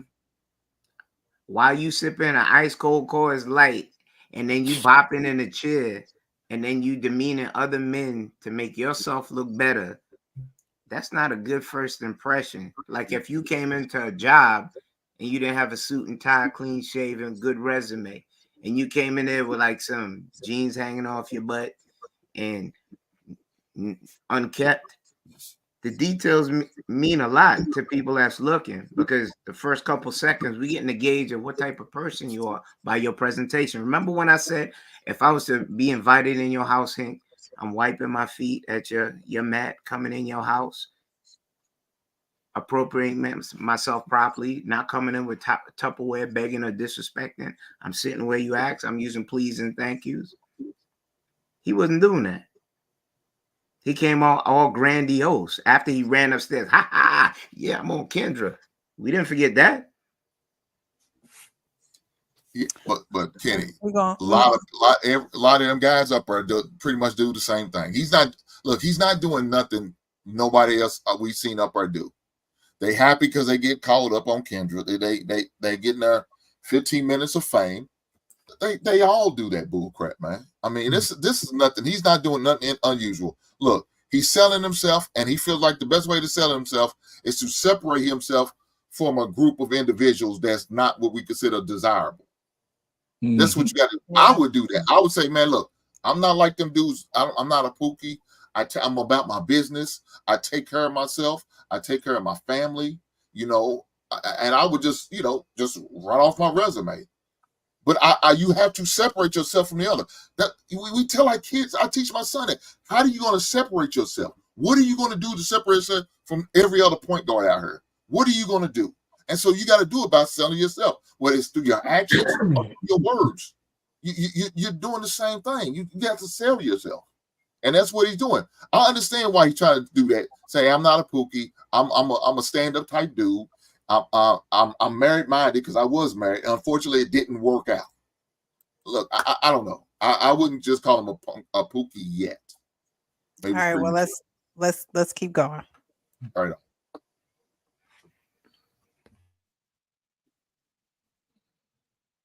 Fifi, how is he a Pooky, Fifi? Now send me that question. Fifi, bring your ass, spend another $1 to answer how he's a Pooky. And by the way, Fifi, since you want to talk, Fifi, I ain't Pooky the Pooky that's going to be eating your kids' Doritos and fruit snacks and not dropping your kids off to school. Your kids will get to school messing with a nigga like me. Fifi, don't get me started, Fifi. Child, John is ready for y'all. All right, let's keep going. So we got John, Milwaukee, 33, Capricorn, dad of 3 kids, all by his ex-wife, got a divorce a month ago. So you're unemployed, but because I think you said you were unemployed. Now in that rant, you just kind of said you owned your own businesses. So you were unemployed, you were working for someone and running your own company? Yeah, so I basically was kind of doing it. I was kind of serving 2 masters to a certain degree. I was still living in the world, still trying to work for somebody and building my own, but it actually worked out. So I started auto detailing, carpet cleaning, and stuff like that. I saw the competition was charging $100. So I said, you know what, let me come in at 50. Start doing specials. I started making my own money. But, I was making so much money at that factory. I was making $35 an hour, and this was at 21. I was making $35 an hour, working 12 hours. I was really getting it, So at the end of the day, man, God just came on to me and was like, man, you're going to keep doing it this way. This is what you're going to keep getting. And that voice just kept beating on me every day to the point where he was like, you got to quit this job July 7th. And them 7s lined up. And when them 7s lined up, he said, you got to make a decision. Either you're going to quit or you going to work here and get this, or you going to serve me. And I was like, you know what? Fuck it. I quit. And then from there, that journey, it's just been starting, and he just been revealing things to me, and it's real. Okay, I want to ask this. Dwayne, I think it's Dwayne Owensby. Dwayne Owensby, because I asked you this question, but just in a clear answer, he said, who filed for divorce ×7? I know you said it was a mutual decision, but who's the person that actually filed for divorce? I actually put the papers in. I filed. You filed. Okay. Yeah. Okay. Fair enough. Let's keep going. So John, Wisconsin. So we're gonna stop there because he filed for divorce, and we've heard everything that he said so far. Do Do you guys think the pressures of marriage and working and children got to him? Because again, he started out with, I provide the peace, I provide protection, I provide provision. Do you think those things got to him and that's why he divorced his wife? Or it could have been a possibility of why, because we don't know why. But I mean, he said that he was stunning her growth, but it's, you know, it seems like an excuse of why he went down to file them papers. Because stunning someone's growth, I think Sean was saying that if you're the man in her life, that's part of your job as the man in her life is to help develop her. So do you guys think it became too much for him and that's why he filed? Because now we have clarity on who exactly filed the paperwork. In this short clip, this looked like a dude I still can't trust. So I don't think that he filed because of I think he's a guy that doesn't have a clear direction on anything. And he's got this wife that he's had 3 kids with that don't see his direction. So now with him not having any direction, they're causing static. Eventually somebody was going to have to file because this thing, they bumping heads, they arguing all the time. She can't figure out what time he on. And he was the one to just say, you know what, screw this, I'm out. All right. But I think it spawns from him. Any dude that talk like this, do like this, he was looking off camera trying to find the story, and then eventually he got the story in his head, and then he was able to like take a look at the camera. I'm trying to tell y'all, that's a dude that is shiftless and has no direction. He's a short time fun dude only. Let me add real quick. The reason why this guy's who he is and he's a loser is because a wife and 3 kids forces you into a direction he doesn't want to be in. You have to be a man of purpose to run your family. And she represented the purpose he needed to do to run the family, train her to be his wife, and that would put him in a box he didn't want to be in. So everything he's saying is an excuse. That's all it is. It's just one big concocted excuse. Now, I don't know what kind of woman she was, but I know one thing that's universal and sure. If you're a man and you're a leader of your household, you're the one who's supposed to put order and direction in it. You're the one who's supposed to say, this is the plan, and this is what we're going. And he seemed like he wants to be all over the place. And she represented something that had to be fixed. You got kids, you got a wife. Even if you have a broad swath, you have to have a direction. This guy looked like he's rudderless. Just saying. So some good points. He sounds young. He sounds young. That's what it sounds like. And you can tell he's young-minded. And that's how he's moving. Now, they're talking about stunting growth. That ain't his words. Those are her words. I think those are her words. And she said that to him, and he just ran with it. I think she got tired of being a stay-at-home mom. And she wanted to get out and work and get her own money. I think that's what it is. I think he was probably kind of lightweight. He's probably one of those dudes that I make all the money. I make all the money for us. You ain't got to work. And he probably threw it in her face. Now he's throwing that shit in the face to the point she's tired of hearing that thrown in the face all the time. Well, F you. I go out making my own money. I can get a job. Then he fighting. No, I don't want you to be working. I want you to take care of our kids. And she got tired and said, no, if I don't work, I don't have my own money. And you keep throwing this, I'm that dude in my face, bragging and boasting and all that. I ain't trying to hear all that. I feel like you're trying to stop my growth. I'm trying to do this thing. You want to do that thing, but what about what I want to do? And so I think that's where the conflict. So he said, look, that's fine. I'm going to let you be free.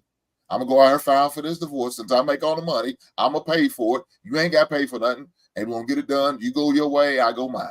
I think that's probably something how it probably happened. Like I said, he's young-minded. You could tell he's young-minded. The way he's moving now, the way he's acting now, how he was so quick to respond to a statement in the chat. He's young, and he's thinking young, and he's moving like a young man. So now, he didn't give himself to really time to grieve, to heal from the situation of divorce. He's ready to get back out here. That's a young man's mentality. That's what they do. Man, I'm ready to move on to the next. I ain't got time for this. I'm ready to move on to the next. A month. Shit, that's probably a lifetime for him. Man like me, shit, that's no time. It took me about a year, some change before I even thought about going out on dates after my divorce. This man a month out. God damn, he ready to get out there. So I'm gonna read some of these comments. Brenda Beckham says he should focus on raising his 3 children and building his business. Why is a new relationship of importance following a divorce? Yeah, a month afterwards. That's what I was pointing out. And he was kind of bragging about it in the beginning too. Like, I got my walk-in papers. All right. The Wife School Podcast says he's probably resenting she gets to stay home. He wants freedom on his own terms as well. Frenchie says, I wonder if they tried counseling, but I don't think he will take to guidance well. Black Lexicon says, it's a lot. I'd like to know the transition from working at the factory to his self-employment and the divorce. Maybe she didn't want him to quit, but could not relieve the stress from his job. Carla says, if they were in a committed partnership in marriage, why would they not be in a committed partnership in business? He seems arrogant and he's not speaking truth about what happened. Pooky. I also feel he's withholding something. I get what Hink says. Let's give him a fair shake. But there's certain indicators, like Hink said, details. I didn't hear him saying, I kept hearing him saying it was mutual. I think a greater appreciation for the man if he came out and said, you know what, I can't speak for her because she's not here, but I don't think I did a good job here and here, and I wish to move on. That part of my life is past. Come up there with an honest face and say, you know what, I'm trying to find something different in this part of my life. I still have love for the mother of my kids, but we got to do different things. He would be more appreciated and embraced by people that's listening. His body language, his behavior, and certain things he said leaves that hint, that aroma that he's withholding, and he's not being his true self. That's why I have questions. So I would leave it at that. I'm not discrediting anything you said. Every coin has 2 sides. I'd say, okay, give him a fair shake. But how you said presentation, you gave a sparkling view of how you would approach something, how a man was approach something. You also said he was young-minded. You saw certain things that I would agree with, but I also feel like it's a gut feeling that he's withholding something very, very important to the story being said. Very well could be true. Black Lexicon said it's possible the stress from his job forced him into his divorce. She was secure with what he was bringing home. He may be doing this for leverage with her, turning up the heat. AP says they were together since high school. He made a little bread and wants to knock down the town. And Frenchie K says, unfortunately, most couples that are together from high school don't work out. All right, so we're going to get back into more of Mr. John wanting to get a date. All right, here we go. Wisconsin, Milwaukee, 33 Capricorn. So what would you say for your job profession? Because you told me you were unemployed, but it seems like you're not really unemployed. Well, digital content creation. Digital content creation. All right. So what kind of woman are you looking for now? See, look, man, I keep it clear cut. I ain't got time for all this extra stuff like these other dudes. Look, man, I'm looking for loyalty. Okay, straight up. I want 3 wives, but if I can find one good one that got all the traits, I'm good. Okay, I'm looking for. Pause right there. So you want a polyamorous relationship now? If I can find 3 and we all on the same accord and we all, got an understanding, because again, I know what I'm doing in the marriage because I provide the 3 Ps. You're going to get your piece, like working for a job, being a CNA nurse. My woman don't have them type of stress. She, like, you know what I'm saying? Like, With me, you're not gonna have those issues. You're gonna have peace. You know what I'm saying? So well, okay, so some women won't feel as though a polyamory. I guess they both have to be on the same page because some women don't feel like a poly situation is peace. But you were saying in an ideal world, you would want 3 women who would all accept you as their man. yes, if I can find one that has it all, I'll take it, and I will be committed to her. Again, see, this is what I was saying. It may not be for you, lady. Straight up, it may not be. Like, again, if this not for you, cool. But I'm saying this is what I want, my standards, and again, this is my world, and I have the money, and I can provide what I want. So okay, I'll cut you off because I want.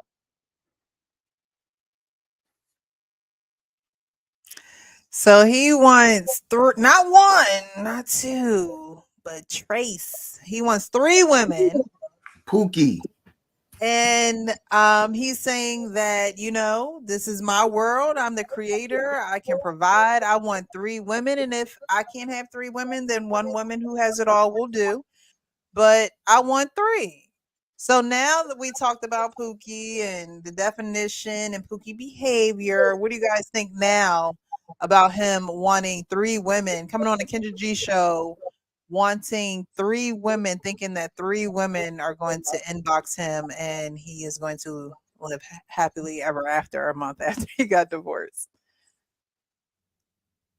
I've seen some people across various pieces of content that pull it off, and they seem to pull it off well. You can look at the dudes and the way that they talk, and there's something about them that attracts multiple women that are okay with that situation. Just looking at him, and I'm going to sit here and judge him. He don't seem like the type of dude that can pull it off. No, he ain't got it. He ain't got it like that. He ain't the one. He ain't the one. What do you think, Kenny? The more he talks, the more he shows himself. Mm-hmm. You can only talk that sweet jazz long enough until, the powdery glaze falls off the donut. He's not representing himself as what he thinks he is, and he thinks we're stupid enough not to catch it. All right, we're going to keep on going with this because he gets further into this polyamory thing. I wanted to get clarity on the 3 women, but let's start from the top. Okay. What are you desiring again? You said, what do I desire? Yeah, because I interjected when you said 3 women because I wanted to get the clarity, but now I'm not going to interject you this time. Tell me what kind of woman you're looking for. Okay, a woman that knows her worth and knows herself. A woman that knows that she's a woman and I'm a man. I don't got time to be arguing with this female. And if I'm giving direction, I know what I'm doing because I walk this walk. I have the wisdom. I can provide this. I don't have time for you arguing with me. That rebellious, I don't have time for it. We have a mission to do. We have money to get. It's stuff to be conquered. We building this kingdom and we trying to build this empire. As long as we got that same accord, we good. So a woman that knows her self-worth, she has humility. She don't always have to be the speaker of the room. She always don't have to talk and be the loudest person. Okay, silence is the key. Okay, you know your worth by you being quiet and shutting up sometimes. Okay, that's how you show your beauty. Okay, it's the time to talk and it ain't the time to talk. Long as she understands that, we good. And of course, beauty. I want her to be beautiful. Get your nails and feet done. That's easy. That comes with the relationship. I'm providing that. Hair, done, nails, feet, all of that. That comes with peace. You're supposed to rest in your femininity as a woman. And if your man's not providing that, he's not a man. I just have a Kendra question. And the statement about knowing when to shut up and when to be quiet. Do you feel as though that could be a rule that could apply to men too? Or is that something only for women? Yeah, well, the man should know that first. Again, if I'm telling my woman something, it's because I've already conquered it. I will never tell someone to do something that I'm not willing to do myself. That's the ultimate leader. That's what I do. Because remember, I only speak of things, I don't speak of what another man tells me. I didn't go to college from another person, you know, reading this and learning it. No, I learned from my life. My dad, I was raised by my father. He was an older 69. He just passed away last year. And again, I got that old school teaching. He's from Mississippi. His parents, Arkansas. You know, that old school tradition where you still can do chivalry and, you know, treat a woman correctly and stuff like that. But the woman has to know her worth, just as I know my worth. So, John, you're not really looking for tradition because you said in an ideal world you would desire 3 women. So would you consider that a traditional relationship? I would want 3 women. But if I can find one that has it all, I would accept that too. But from what I'm seeing, it seems like women, they either don't have it all. It's just like a lot of women today. They'll date a man. One man probably can give them the Pooky demon dick, and this man got the money and the bills, but he just lame. Okay, a woman, you gotta have the book smarts and you gotta have the street smarts. You gotta be a combination of everything. That's the 7 spirits of God. Humility. A man has to. It's deep, but again, you gotta know your worth and just know the powers that God gives you when He reveals it. Okay, what are your deal breakers? A whore. I hate whores. They're fun to kick it with, but as far as wifing or being a woman, because again, a woman that's a whore doesn't know her worth. Because every time a man sticks his penis in you, he's sticking a key in a lock, and he's unlocking things in your portal, and his demons exchanges onto you. So a woman has to know her worth. And if you're selling yourself for less and giving your vagina away, I know you don't know your worth. So that's the first thing. Yes. I'm gonna let you continue, but there's people watching this right now that will call you a whore because you're on record saying you wish you could have 3 women that could all be on the same page, which means you will have 3 women that you're having sex with, and some people would say that's whore behavior. Well, how am I a whore? For one, whores do things in secret. I'm being open. I'm literally telling you. So if a woman, let me ask you this: if a woman had 3 men in public, you wouldn't consider her a whore? The difference is 3 women. A woman wouldn't do that in public. She would do it in secret. See, this is the difference. I'm not doing my. But she does it in secret because she gets judged. So I'm asking you clearly: if a woman had openly 3 men that she was sleeping with, would that be a whore to you? Yes. So, but if a man does it, it's not a whore to you because that's what you're requesting. See, here's what you got. This is what you're doing wrong, Kendra. You're trying to make men and women the same. Hold on, real quick, John. Hold on. I'm asking you questions. I'm not doing anything wrong. I'm trying to understand your answer. So a question is not wrong. And I'm going to let you continue, but it is a double standard because if a woman openly dated a man if a woman dated 3 men publicly, you would consider her a whore. If a man did it, you would not consider him a whore. Now, it could be, listen, I know you have your reasons for it, but that is what you're saying. It's a bad. I'm going to stop it right there. So what do you guys think about what he says as far as his deal breakers of not wanting to be with the whore and him wanting to have 3 women on his arm, but a woman openly doing it would put her in the what's frustrating, Precious, is that when a man says something and he's writing a check his ass can't cash, he needed to be able to explain why it's different for a woman to take 3 Johnsons and a man to have 3 women. It's the math is the same, but the outcome is different because a woman is an energy absorber. But it doesn't justify where he's coming from. Right. It doesn't, So, I mean, even though you understand the anatomy of women taking multiple Johnsons and a man taking multiple women, we're not the same. And that argument, from that standpoint, you could win that argument if you know how to articulate it. But you can't do it by trying to justify why you could have 3 women and a woman can't have 3 men. Yes. So all I'm just trying to say is I kind of like a couple of things he said until, at the end he got jammed up by Kendra, and that's unfortunate. But he didn't redeem himself all the way. He's still a fool. Go ahead. You spoken like a man with daughters, and I understand. You're a man with daughters, and that's why you take that stand. First of all, unless that man's gay, he's not taking any goddamn thing. He's giving. Now, I didn't say taking anything. I didn't say, man, you misunderstood me. He's taking 3 women. That's what you said, right? No, man, we're having sex with 3 women. That's what I meant by that. Okay, well, a man doesn't take unless he's a dick sucker.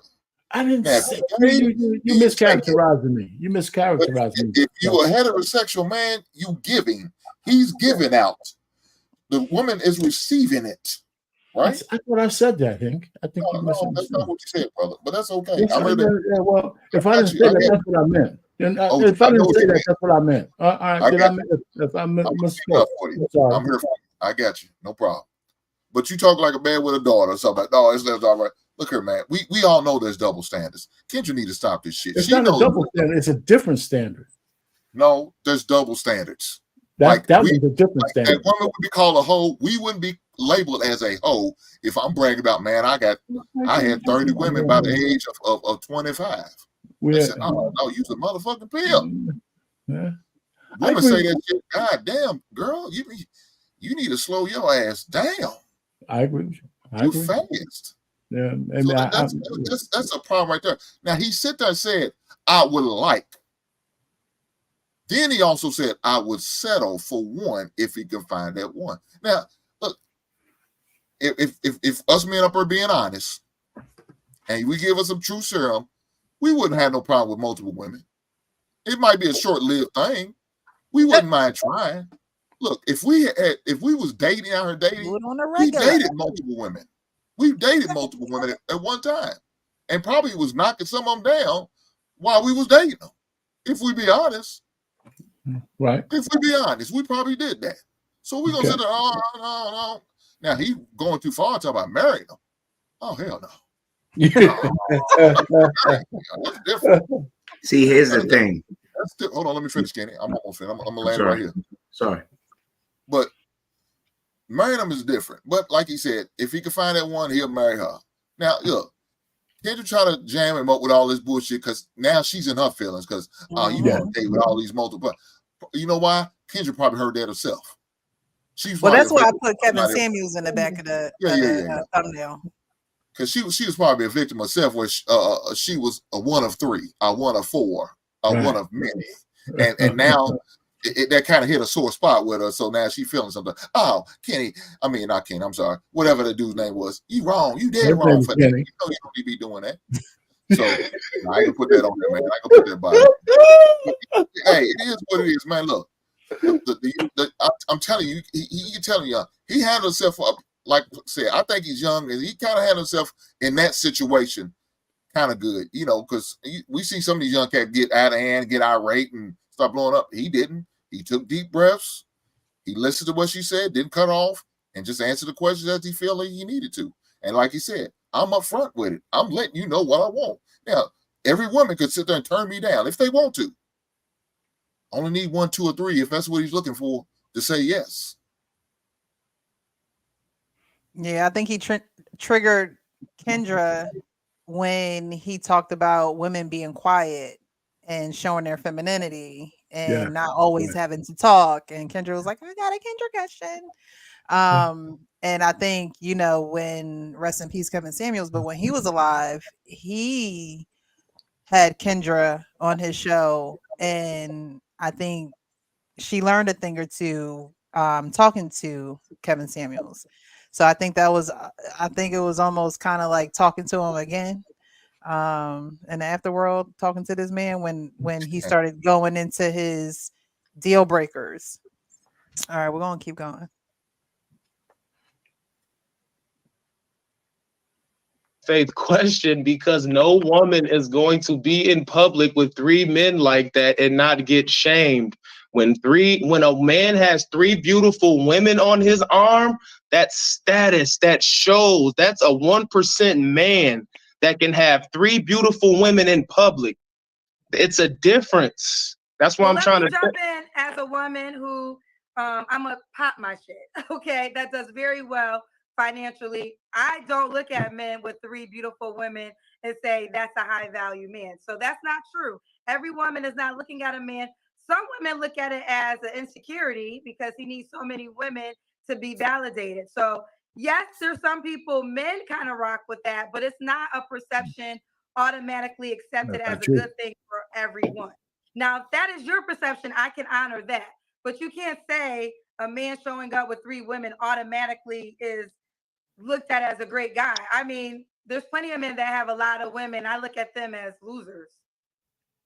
I didn't say great guy. I said successful with showing status. A man that can have 3. Look, a man that can come with 3 Beyoncés.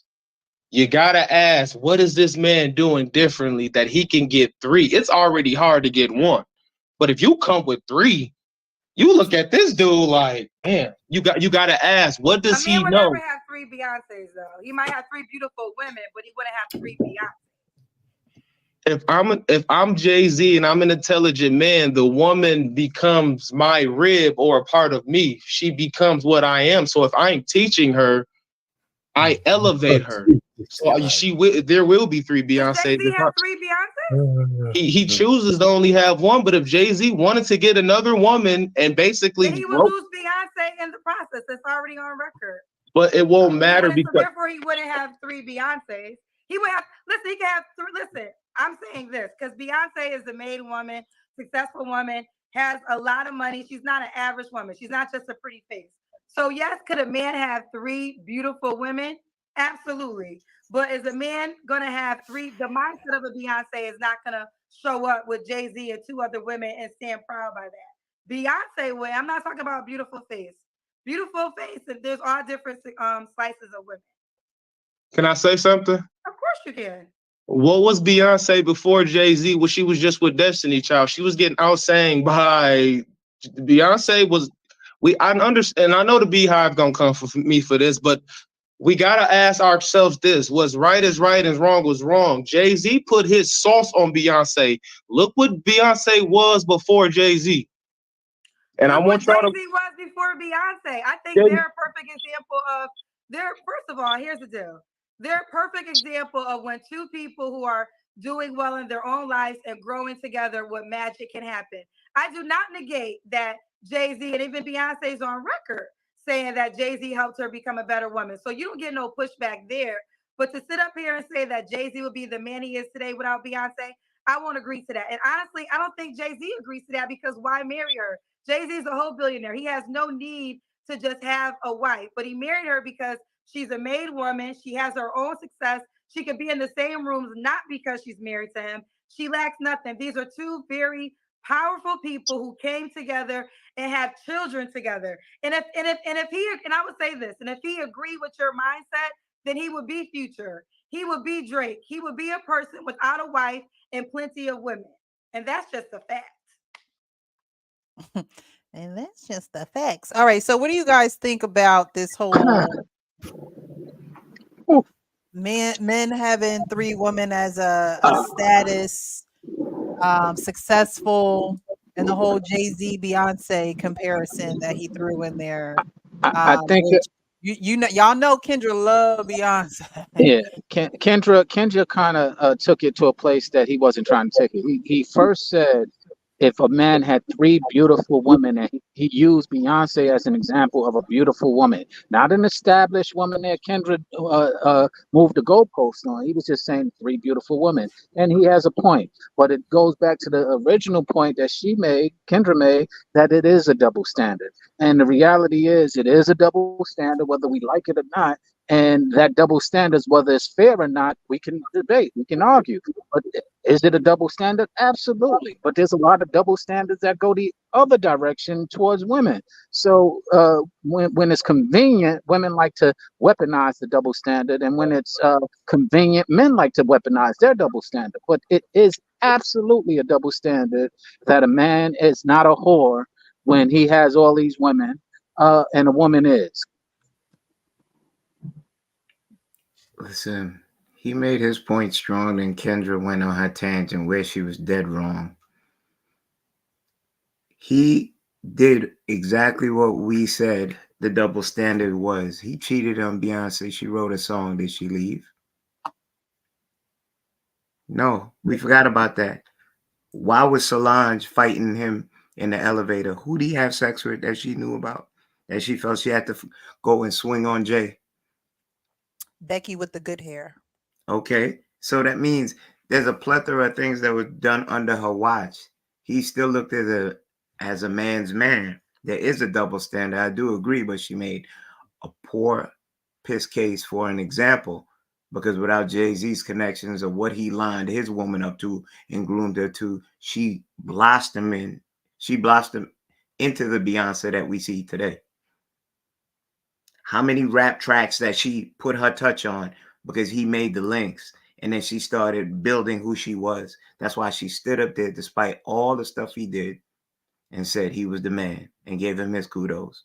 There is a double standard, but homie has a right to say, I want to live this life. And we could say it's not right, but who are we to say? Who are we to judge? Honestly, as you look at it further, if he want 3 wives, have 3 wives. If we had a Nigerian brother up on this panel, that's custom with them. You can take care of as much wives and families as you can afford, and it's looked at prestigious over there.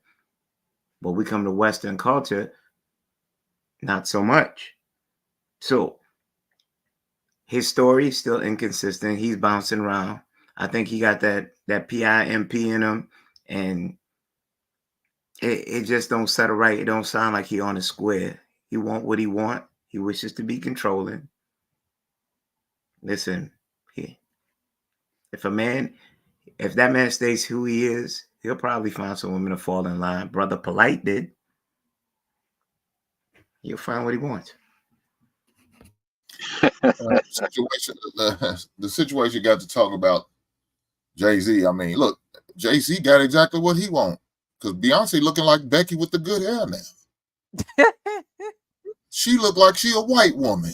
Have y'all seen her ass lately? She was looking like Kim K. She was a looking like goddamn white woman. So guess what? Jay-Z, she acquiesced to what Jay-Z went out and cheated on. Okay, fine. You did what you needed to do. But this situation, look, again, double standards is what double standards is. Would fellas look back and sit there and say, man, how did he get them 3 beautiful women? Yeah, we probably would say that. We'd probably slap hands, give 5, man. Shit, go on there. I know it. I ain't gonna do it, but man, shit, I see you. Right on. You know, better you than me, you know what I'm saying? But I understand. Do what you do. I'm not gonna do that. I'm not gonna be involved with that. But man, if you can afford it, you can invest in your thing, so be it. Put up with them heifers. I don't know, man. Look, again, I think he's young as hell, and he's got that young man mindset, and he's got the talking points down. I promise you that, boy. He's citing them all. Every time Kendra come with some shit, he come back with one of them talking points. So you can tell he's been watching the YouTube. Yeah. 3 women though. I mean, why is one not enough? Well, go ahead. I'm sorry, Precious. Go ahead, RB. Listen. I first of all, when we call these things double standards, we're making the assumption that men and women are equal. It's not a double standard. When it comes to sex, it's not a double standard. It's a different standard. Men live by a different standard than women. We are different. So he might have three women, but most of it is that he wants the respect of his peers. That look what I can do. Mm-hmm. Male peers. As far as women, he doesn't care how many women admire what he's doing. It's just that there'll be some women. It don't have to be Kendra G. It could be some other woman who admire. So what? Kendra G doesn't like that. But this is her show, so she'll say that. So he'll get 2 things to satisfy that when he's walking down with 3 women. One, the respect of some of his male peers, which is more important, and then which is very important to men, and the admiration of a whole bunch of women, whether they admit it or not. This guy could pull some women. So and most women gravitate to men that they know are not desperate. So, so that's the whole thing. So that's where he was coming from. But her show is not the place to try to articulate that. Nope. Not when she's at the controls. So I know where Kendra's coming from. She's pretty much she's right on the edge of being a misandrist anyway. as far as the way she feels about men, because the questions she asked men on her panel far exceed the kind of questions she asked those women who come on her panel. Everybody knows that. So, he kind of I warmed up to him a little bit, but he's still a Pooky. He's still a Pooky.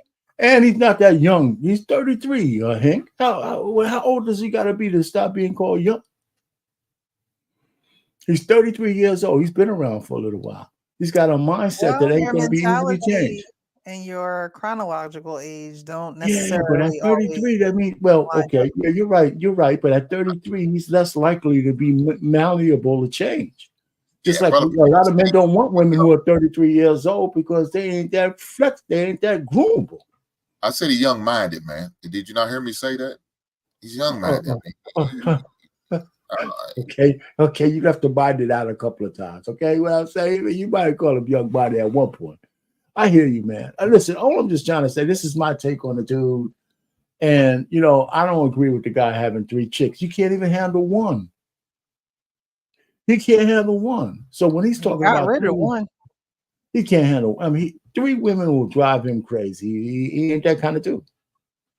Lauren Mack made a good point. She goes 33 and only been with one woman since high school. That's a good point. Who said he'd been with just one?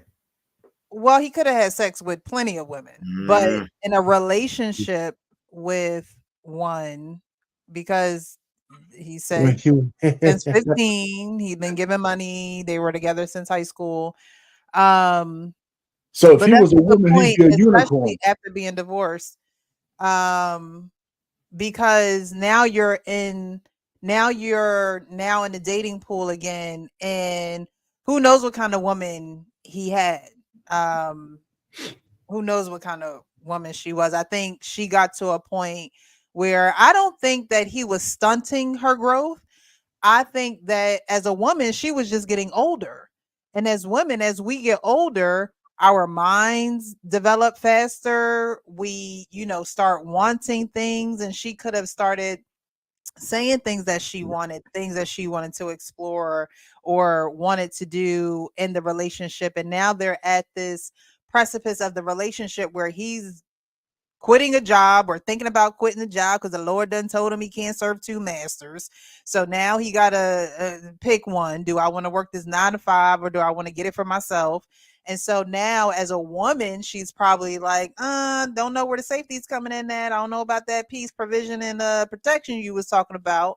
And so now as a woman, she's getting anxious. Women get anxious when, things like that change. And because they aren't necessarily that mature minded in their relationship, they may have some years underneath their belt, but because they're not mature minded, they're not saying, let's go to a financial advisor, or let's go somewhere where we can sit down, or let's go to a counselor or a therapist where we can, someone ask that in the comments, where we can put our grievances on the table and see if we can have a third party come in and counsel us to say, okay, maybe you jumping off the cliff too fast. Maybe you're not trusting him. You're not trusting each other, whatever the case may be. But being 33 and only being with one woman since high school, and now you want 3? Do you know what you're asking for? Because we saw the first clip of old girl walking with her butt out in broad daylight. So we hear stories about women getting random cash apps and they just want it to be $100, and the guy is kind enough to send $30. So you went from one that you no longer wanted to manage, you no longer wanted to coach, you no longer wanted to provide for and be the head of household for, but now you're going to want to go to 3. And someone also did say that he's not emotionally stable to handle 3 women, let alone 1. So I think that's a good point, because I mean, 33, only been with one, and honestly, that could be the norm for some men in that age, being with 1 or 2, maybe 3 women by that age, maybe. Wow. And to your point, he's going through a midlife crisis. Let me just say this. Here's where I say there's a different standard. If somebody were to put up a woman's 33 and only has one man, we'd be jumping from high heavens. Now, in his case, a man with one woman at 33, we're looking at it as a negative, a guy who's not emotionally stable to handle women.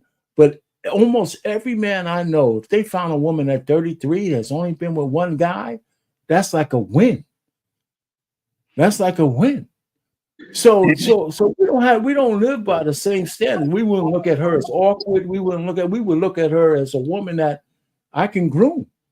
Yeah, we would look at her like we look at Pain, a man who's nah, but in all seriousness, you're right, Pain. That's a good point. But 33, one a good woman. I mean, one only being with one woman substantially. That in itself says a lot, and a lot of women go through it. We see it all the time when they give up their husband because they want excitement, they want something new, they think that they're missing something, and it sounds like he's going through a crisis, a midlife crisis right now. That he might be going through the same thing, except a male version of it.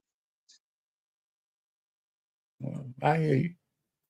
Well, according to him, it's the ultimate reset. And according to the women who do it, that's the same thing they would say. In other words. All right, we're gonna keep going for a little bit. We're not gonna play this whole thing. Well, and again, Kendra, can I add this too? I want to also tell you that, Kendra, I love you, and because I love you, your content and what you provided when I was going through that divorce, it was hard. But seeing your show, seeing your spirit, I knew God was still here, and that's what made me push. Because again, I was 400 pounds. And I lost 170 pounds in 20 months. And if you go on my social media and stuff, I showed it like I was fat as fuck. Like, and I had to take accountability. And once I took accountability, my life changed. So I want to thank you for that. And I'm very appreciative of your show. So I just wanted to let you know that. I appreciate that. I don't mind this dialogue. I think called it. He coined it. And I think there's a lot of listen, I'm not here to talk about your bank account. But have you ever touched $1 million in your life? Guys. I never had it physically, but working will make it 100,000 for the last 10 years. Yeah, no, I've made 100. And I know that, but I'm saying, have you ever had $1 million plus in your bank account at one time? No. Okay, fair enough. So I just say that I see a lot of conversation with people always speaking about men in that category, but they've never experienced that. That is my reality. That is my world. And one thing I have learned, a lot of times those men have so much to lose. They're not always a man with a mind in his head. He's not always just out here with women because he has so much to lose. You just can't sleep with anybody when you have so much money. You could lose it all. Mm-hmm. She could claim rape. You see what Diddy's going through. He's actually the guy that you described. Diddy's the one that always showed up with the beautiful girl. And right now, Diddy is being accused of all different types of sexual activities. Now, if he had a Beyonce, he wouldn't have to worry about those things. So I just think that when you talk about Beyonce, be clear in what you're talking about. She's not an average woman. Kendra, hold on. Wait, Kendra, man. Because you go had a beehive getting on me, Kendra. I'm not having a beehive, but what I think is the problem is y'all speak so much about a life y'all don't even know. And I mean, it's just the fact. That's why. I went low. I just said $1 million. I ain't go to 10 million. 5 million. Kendra, why you gotta slap me like? Why you gotta slap me like that? Oh, I'm not trying. Listen, I'm not trying. I'm really. Hold on. Here's the deal. I'm really not trying to snap at you because I'm enjoying this conversation. Me too. But what I'm trying to educate is, yes, there's millionaires like Future. I'm just going to use celebrities because we know what we're talking about, right? Mm-hmm. But there's plenty of millionaires, like you said, you described, Diddy, Drake, Future. We can name so many people that have plenty of women and never have wives.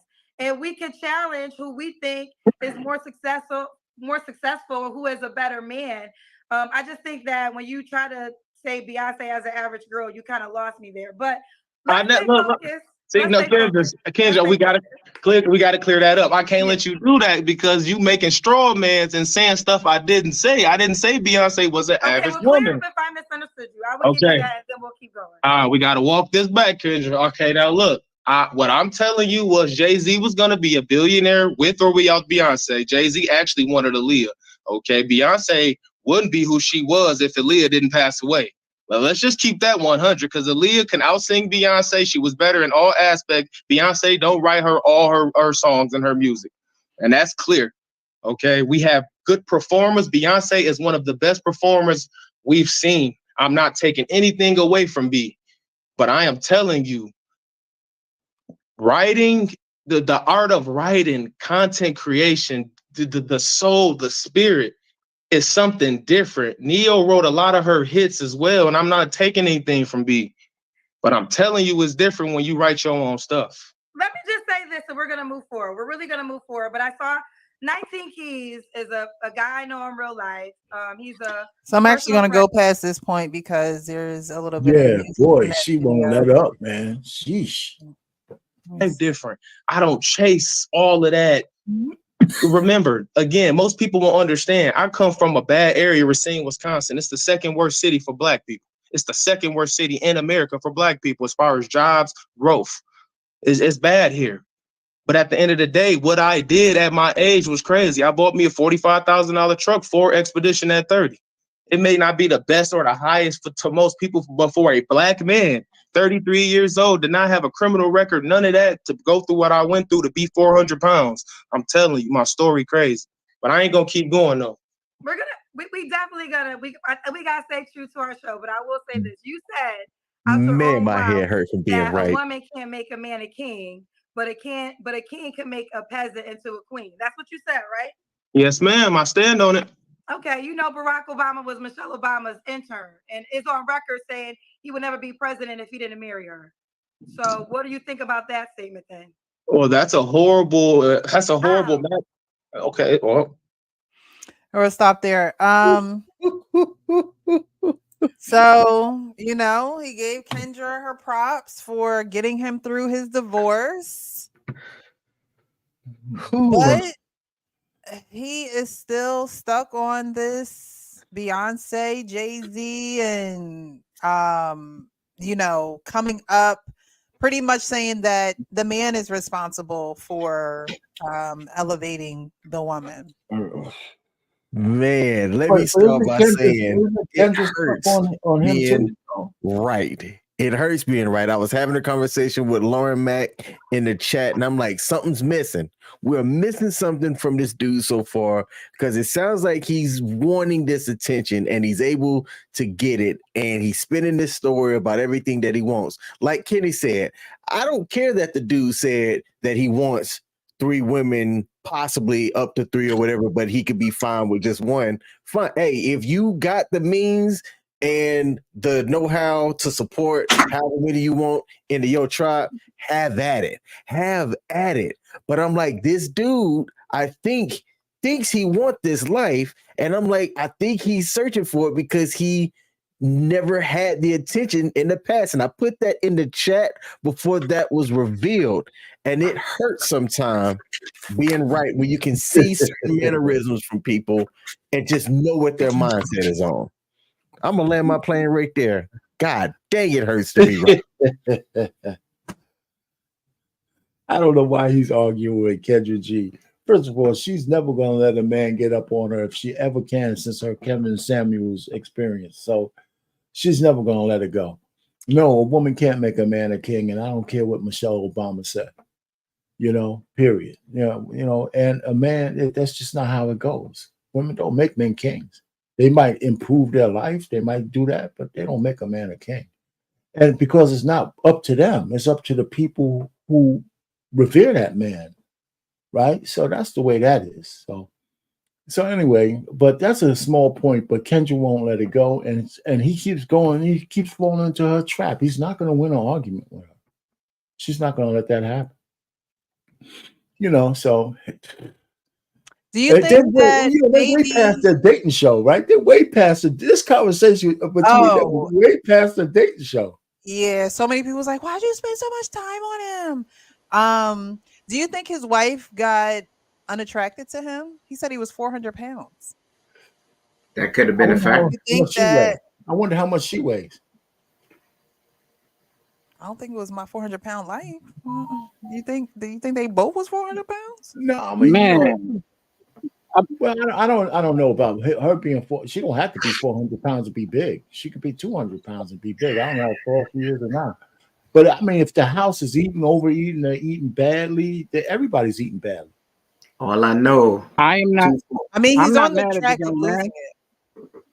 I'm not mad at the young man, but I am mad at the decision he's making. It sounds like he's just looking for. He now just got liberated from his weight, liberated from his mentality. He got all these talking points that he's using, and he's feeling himself right now. And I think it's going to be a harsh reality when he get out here in these streets. Yeah, I agree with you. Is it me, or I think he was low key trying to throw shots at Kendra as well? I don't know. Nah, he was very direct. He think he got the gift of gab for anything. And I didn't appreciate how Kendra was coming at him. Have you touched $1 million? Have you seen that in your account? What does that have to do with the consistency of the story? Are you trying to shoot him down to like bat him back in his place like KS did you when you was coming up there and he put that rod across your back, not on my show. So you run back on your show, and she shows times that she can't get away from trying to emasculate men. She does that from time to time. Give you a little sucker punch, let you know this is my show. Yeah, she definitely has that controlling spirit, and she flexes every once in a blue, and she flexed a lot on this. She made some good points. She made some very personal, unnecessary jabs to your point. But she definitely she's known for that. That's why first time I was introduced to her and Kevin was when she was on Kevin's show and Kevin gave her the business. Oh yeah. I think, man, she big mad because he came on her and she didn't like what he had to say. She like you said, she tried to humble him, and then it didn't help. She started talking about one of her favorite performers. Right. Which look, man. I'm gonna keep it honest. I think Kelly Rowland looks way better and sings better than Beyonce. Thank you. So, I'm not a fan of white women, and that's what Beyonce reminds me of. A white woman. She is half white. Something about that brown skin. Yeah, a lot of people like Kelly Rowland a little better. A lot of people like Kelly Rowland better. So absolutely, as far as looks, I can agree. See, I'm getting bullied right now. That's okay. I'm a victim. I'm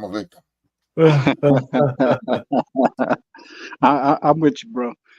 But in all seriousness, I think Beyonce, I hear her taking up for Beyonce, and I understand. But Jay-Z, to her point, said, "I got the baddest chick in the game," which Beyonce was when Jay-Z got her. But to his point, Beyonce became a much better woman when he took her as a wife, because he didn't treat her as just a little chick like the one we saw in the first video out there just trying to get some. He actually took her, wifed her, and basically directed her and gave her guidance on how to be a better woman and how to be a better wife, how to be a better person. And yeah, she did the same with him, I'm sure, but he is the leader, and he designed the house and the structure that way, and I commend him for that. The same way we was talking about Nick Cannon, Jay-Z is one of the only rappers who married his baby's children before he had a baby with them. You know he had other kids, right? Allegedly. Listen. Well, you know what? You put them in the same category as Cardi B. She didn't have no kids out of wedlock. Listen, I'm old school. There was a man named Goldie, and when China Dog came up to him and said, "I choose you," that's Jay-Z to Beyonce. He groomed her into what she is right now.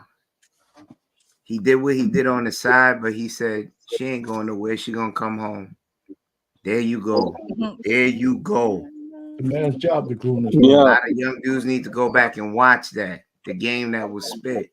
Man, Kenny, you said what I was thinking. I just used that word earlier, and that's becoming one of them trigger words, grooming. So I didn't want to use it again. Trigger to who, Sean? Trigger to who?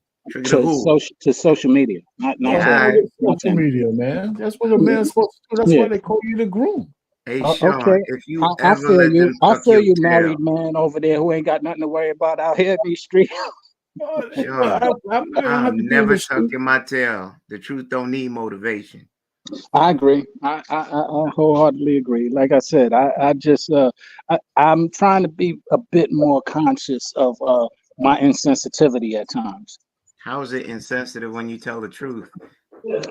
You sound like how I sounded, and I don't dispute that. I'm just sharing with you. I'm trying to be a little bit more sensitive or mindful to my insensitivity. The truth can be insensitive. The truth can be insensitive, and it can be weaponized. So Yes, let's sir.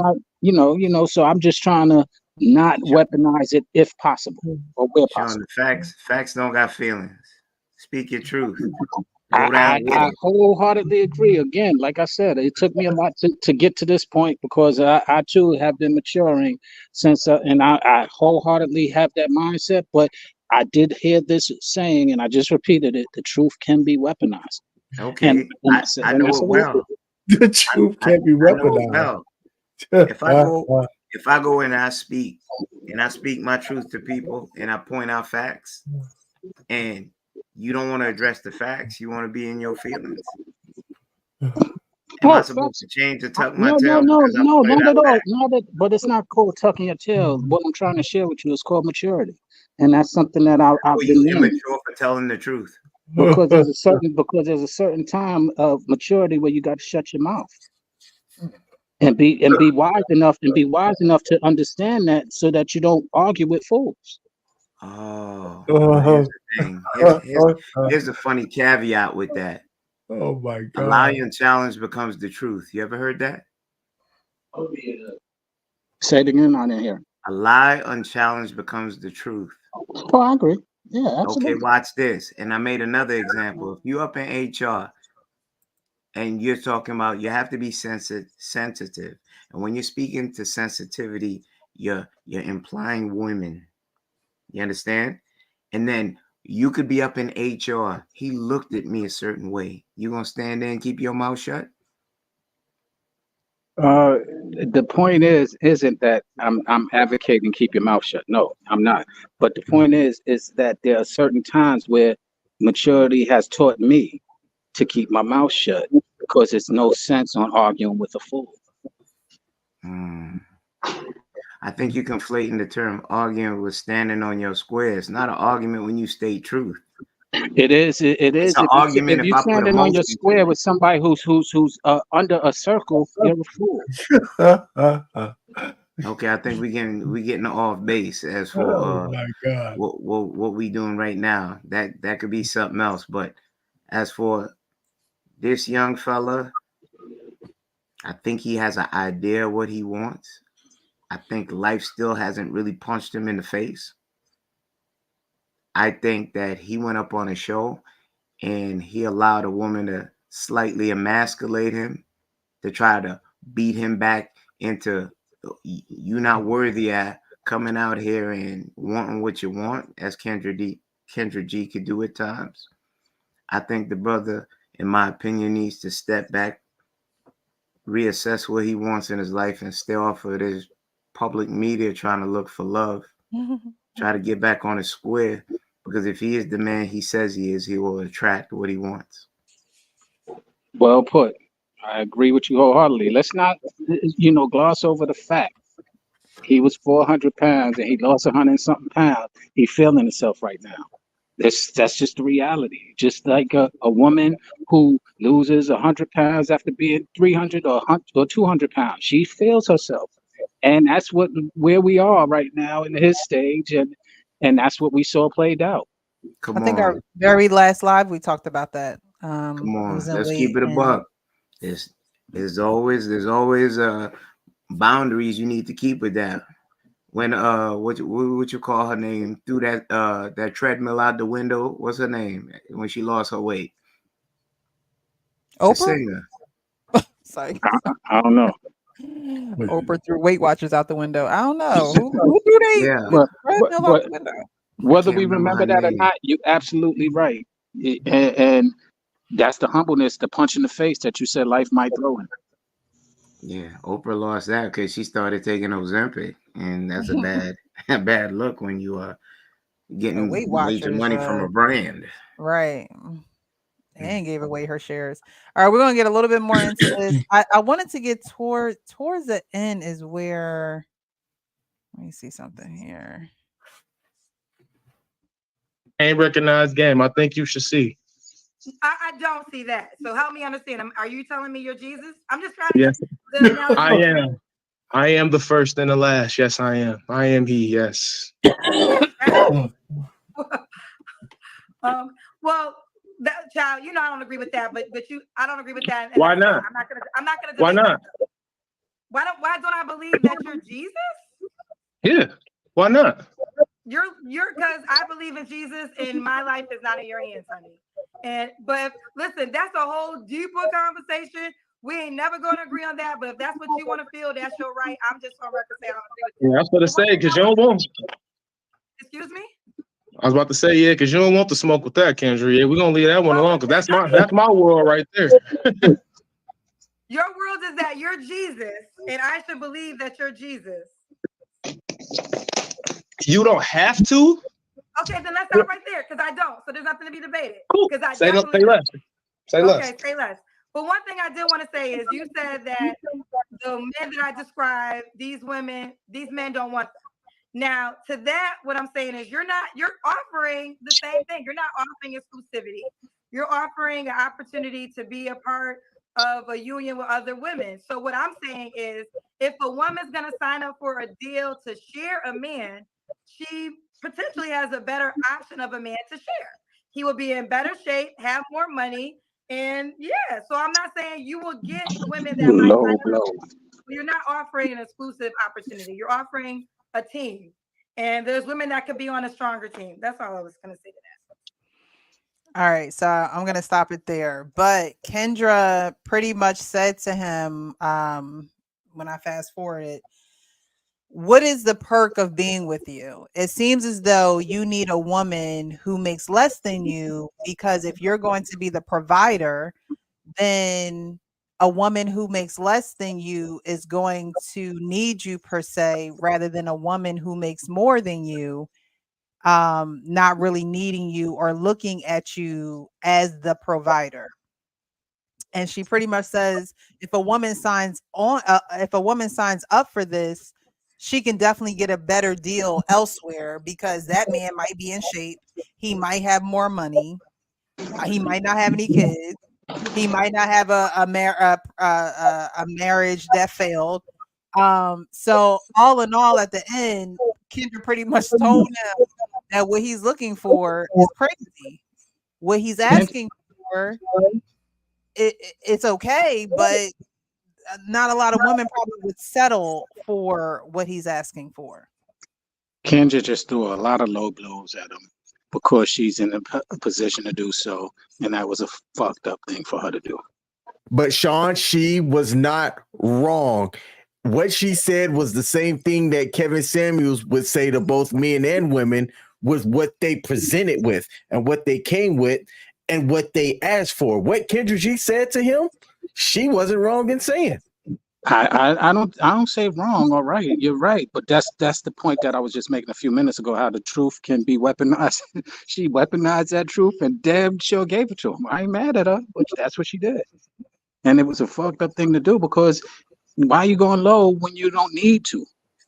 But she can't be a hypocrite either. She got some eggs frozen up in her ice box that might never ever get thawed out. She should think about who she's shooting at and look at her outcomes. You understand? Because I feel she's so disingenuous. You trying to tell people the game plan of how to do it, and you can't follow one yourself. What's your results? That would have been the end of our interview when she had me up and oh wait, you still got them joints up in your ice box. You did admit you froze your eggs. How that working out? That dude needed to hear that. He needed to hear that. He didn't do that. I would have did it too. Why man can't say, if the Bible said if I was made in his likeness, I can't adorn myself as such. And you just gave another lending to my point that you just weaponized the truth and you hit it right on the head as well. And I can't be mad at you for that, but it's still weapon versus weapon. And I'm just trying to remove the weapons. I threw my Timberland boot at her. I did it. Arrest me.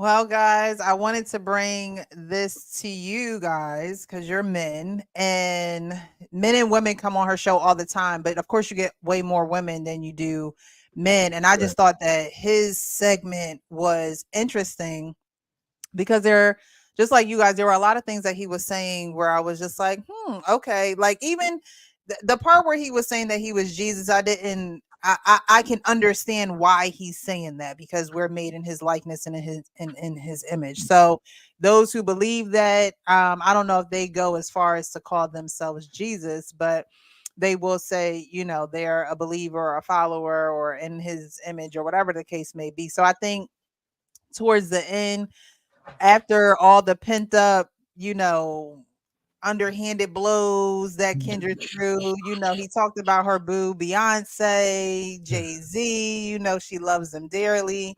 But I think all in all, when he says I offer protection, peace, and provision, I think that, when a woman hears that, but sees that you got divorced, you have 3 children, you have your children 6 months out of the year, it's almost like, how do I believe you after this show? How do I believe that you are protection, peace, and provision? And of course, all you can do is go on ahead and find out. But I wanted to bring it to you guys because as a woman, I'm like, all right, is he full of it? Is he getting himself together? Is he on the scene too quick? Because it was just a month ago where he, finally finalized his divorce. But I wanted to see what it looked like to you guys, being as though that he's now on the market dating, to say, is what he's looking for realistic? Is the guy John looking for realistic? And was Kendra right in what she was telling him as far as what he's looking for is either unrealistic or realistic? So I wanted to get you guys' take on that.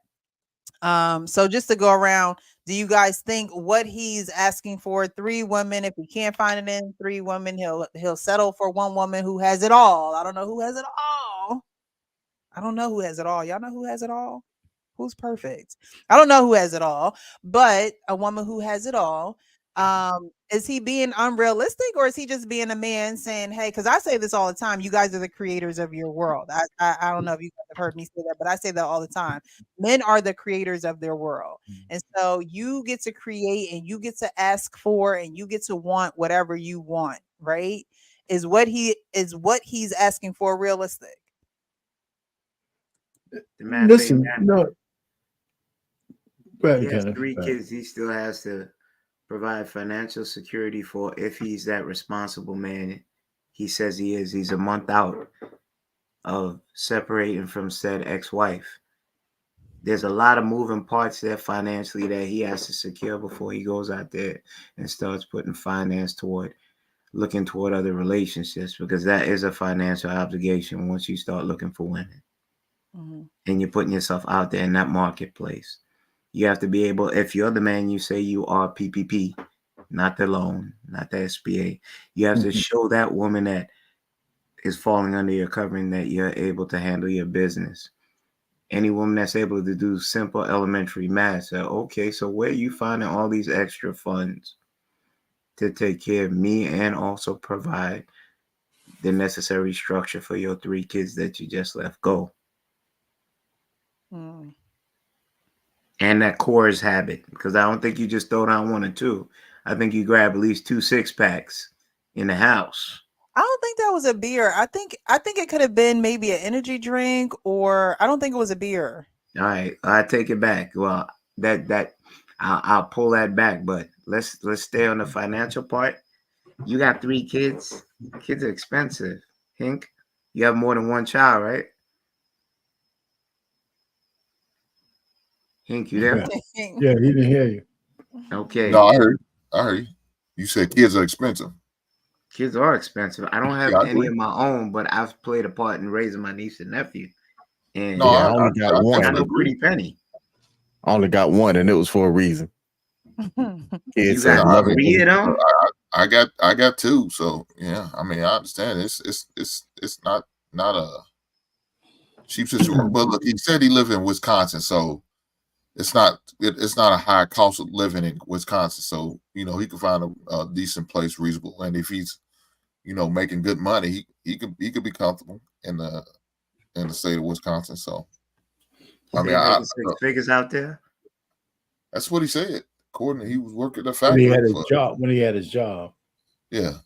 So cost of living out there is a little bit different than one of these other major cities. Even a city about 45 minutes from like Chicago, that's a big cost of living difference compared to that. So I mean, look, I think the young man is he's trying to snap back at Kendra because now he's in the feelings. He's showing his youth by snapping back. But she didn't like some of the things he said. She feels like Precious said, she's having a Kevin Samuel interview flashback. Flashback. And so she's kind of butthurt right now. And now he's taking a shot at one of her favorite performers, talking about how she's a average or just an okay woman. Yeah, it is what it is. That's that man's opinion. If that's what he thinks, he thinks that. I mean, who am I to tell him what he need to think? But she's in her feelings about the situation. Look, he got a lot of growing up to do.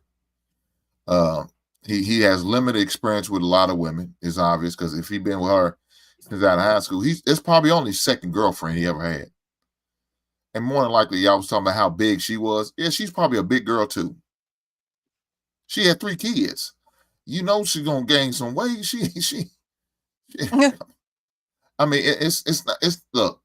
Most times, if you're a big man, you getting a big woman. That's not very in shape women that are really attractive are attracted to a lot of big men like that. Now there's a few, but you better come with the bag.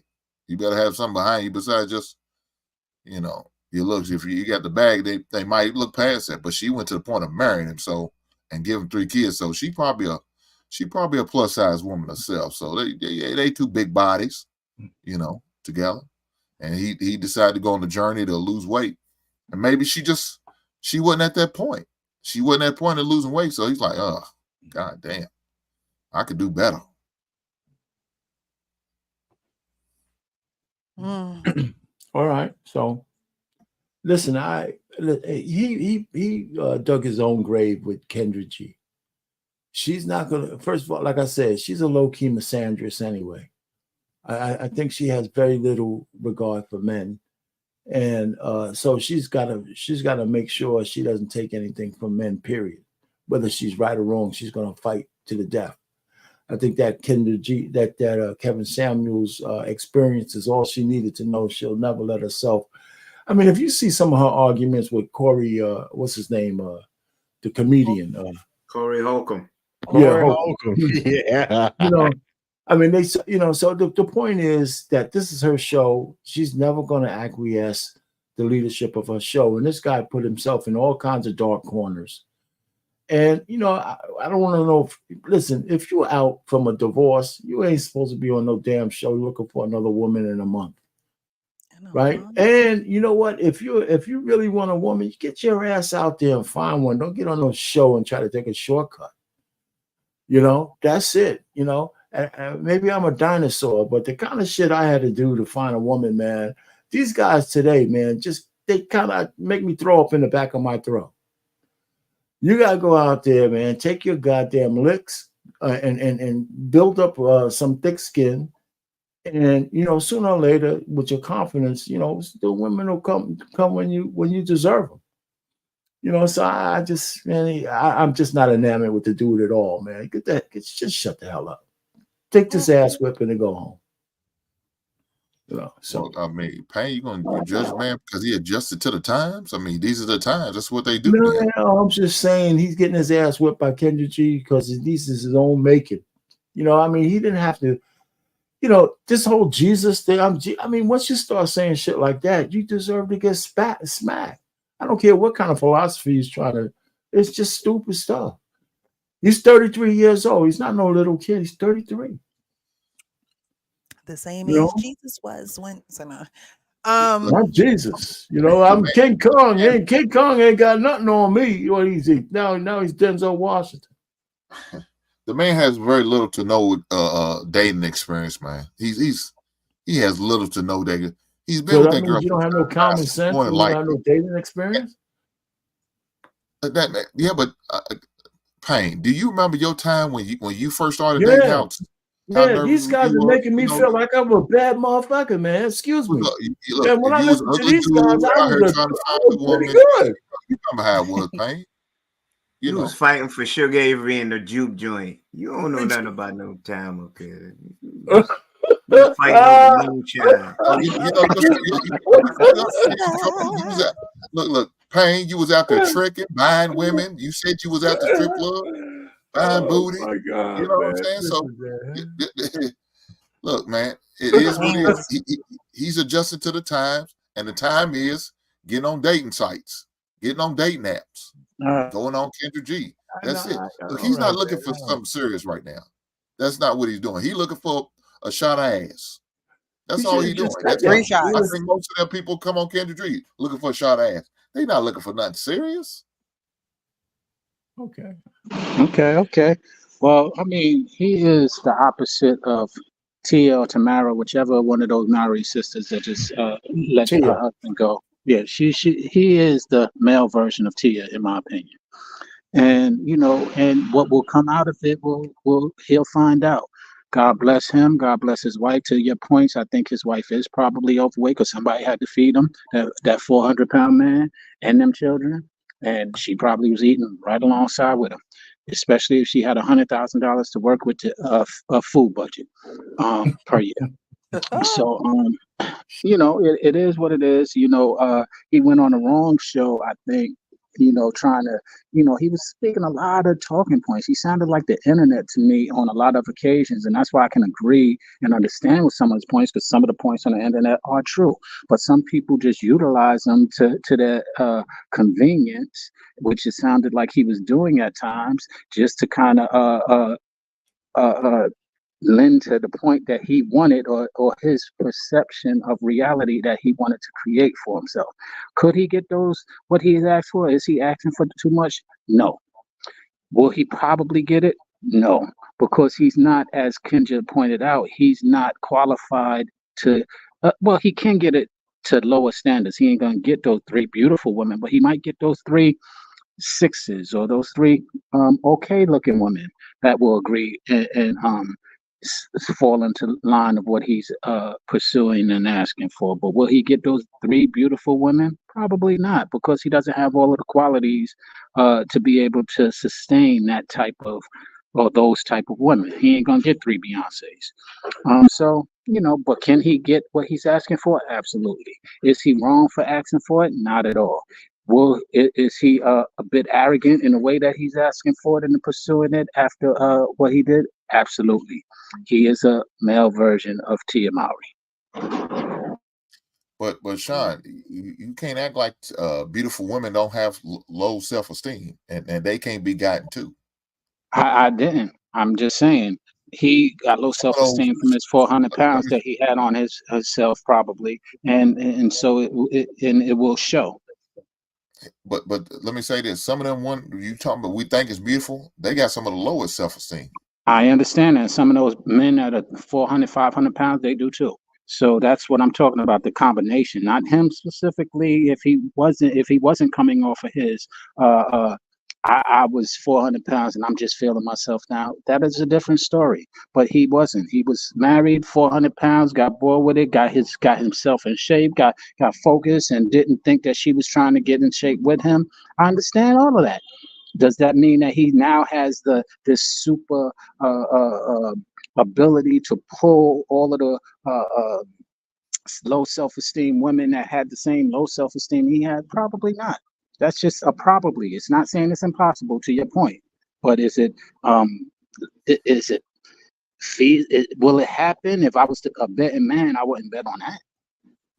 So we gonna knock his man for having more confidence that he had maybe 100 pounds ago. I never knocked the man at all. I'm just saying the reality of what it is. He had a 400, 500 pounds, and that taps into your self-esteem often. Not always, often. There's some 400, 500 pounds who are very confident. He wasn't one of them. That's why he had to lose the weight. So let's be clear on what we're talking about. Well, we don't know if that's the reason why he had to lose weight. He may have to lose weight because of health reasons. I mean, it could be a variety of reasons why he needed to. You're right, but we work in a world of deductions. We work in a world of probabilities. Captain Saver, bro. Hank was over here, Captain Saver, bro. Deductions and probabilities is what I'm saying. You're right. I don't know, but if I was a better man, women, so somebody got to offset the situation every once in a while. Shit, goddamn. You always. I mean, hey, to your point, I don't know, but if I was a betting man, I would bet on the fact of what I'm speaking from all of the stuff that was presented, and I would bet leaning that way. I might lose the bet, but I would bet leaning that way.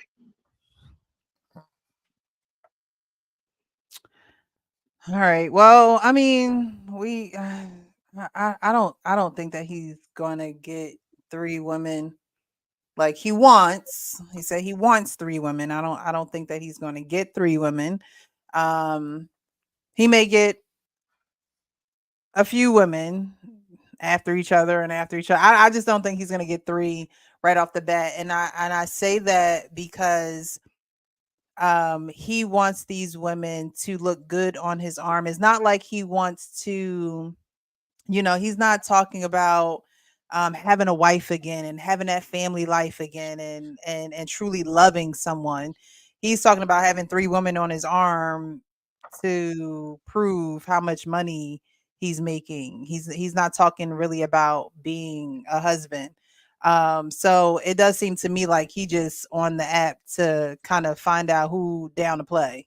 I mean, he should hook up with the first girl from the first video. I mean, I think he might hit a jackpot there. You know what I mean? He seems straightforward. She seems straightforward. I'm pretty sure that in private they probably could work out something. But as far as him getting 3 women that are going to be serious about him and being in a serious relationship with him, I'm not quite sure. I don't know. With women today, they do see money first. They do see the value of the dollar when it comes to the man first. And I think that that's what, blows their minds away or gets them, attracted to this man. But I always say, if you don't like the man, nothing else is going to work. It's the relationship is just not going to work. You have to like the man down to his core. Without a dollar, without a car, without you know what I mean? You have to like that man. Because if not, nothing is just not going to work. Not for a woman. I'm saying that from a woman's standpoint. That's we a precious have to woman. be That's enamored. a precious woman. Well, because we just saw some of the women in the first video that she don't need to like the man because she liked the money. Right. Well, that's because she just never had a man that she probably liked like that. She's probably been hurt by a man and now she only sees men as dollar signs. It helps when you're raised with a father who loves you and who has a wife and who, loves his wife and shows that to his family as well. So, a lot of factors go into why women only go for men for their money. And most times it's just because they don't have a good outlook of men and women. Men with women, they just don't. It's horrible, and you would hope that they don't have these experiences, but they do, and these experiences keep them in a certain place. We talked about the Pookies, the Pookies and the Ray Rays, right? A lot of women were like, "Oh, I don't want a Pookie, I don't want a Ray Ray," but those men make fast, quick money. So these women are not going to admit to you that they like Pookies and Ray Rays, but that's why they like them. They don't like them because they're the best looking man out there, the most charming man. No, they like them because they can get them money fast. They could probably get that woman that $1,500 she want just like that. And she looked at him as if he was a Pookie or a Ray Ray because she said, well, you said you're successful, right? So $1,500 shouldn't be anything to you. People who get fast money like that, $1,500 is nothing to them. So a lot of women have skewed views of men because they've been hurt by them, or they've seen examples of men who haven't done women correctly, and so now they're viewing their vantage point of men based off of this one man or a couple of men that they know, either in their family or friends wise, that didn't do their friend, family, or whoever right. And so now they feel a certain type of way about men. But we all know that all men aren't like that. All men aren't out here to manipulate, use, and throw women to the wayside like women are ready to do it to men. And I'm not saying that it doesn't happen. The one thing that I do that the only thing that I really liked about the first girl was that she was very direct. And I think that more men need to be very direct. The second guy was direct too. He was very direct in what he wanted. He was very direct and upfront about what he expected. And I think that more men need to be that way. If you know what you want, you know what path you're trying to go down. Be straight up, be honest about it, be straightforward. So you both know what direction you can go in, because he was 33. I don't know how old the other girl was. But as we talk about this stuff in these spaces, we're past the teens and the 20-year-old ages. We're now talking to the younger group. So I really appreciate everyone who came out tonight. Back to my arrival, back to YouTube and the social media space. We'll be back next Monday at 9 p.m. Eastern time. Definitely send a cash app if you guys have enjoyed this to Michelle 1500 if you feel moved to. But I do appreciate you guys for being here. Definitely follow everyone. Everyone pretty much has a page or channel. They're doing something in the social media world. The actual King Smith has his channel. Also the King and Me show. Our Payne has his sports on Mondays and Wednesdays, or is it just Mondays? Oh, you're on mute.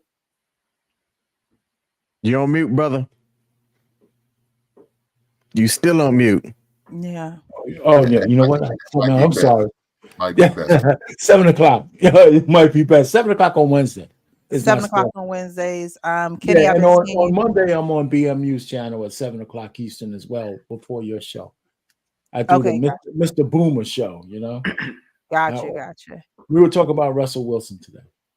Oh, okay. And his all right, we're gonna have to check that out on Black Man Unfiltered's channel on his network. That's Kenny, Monday.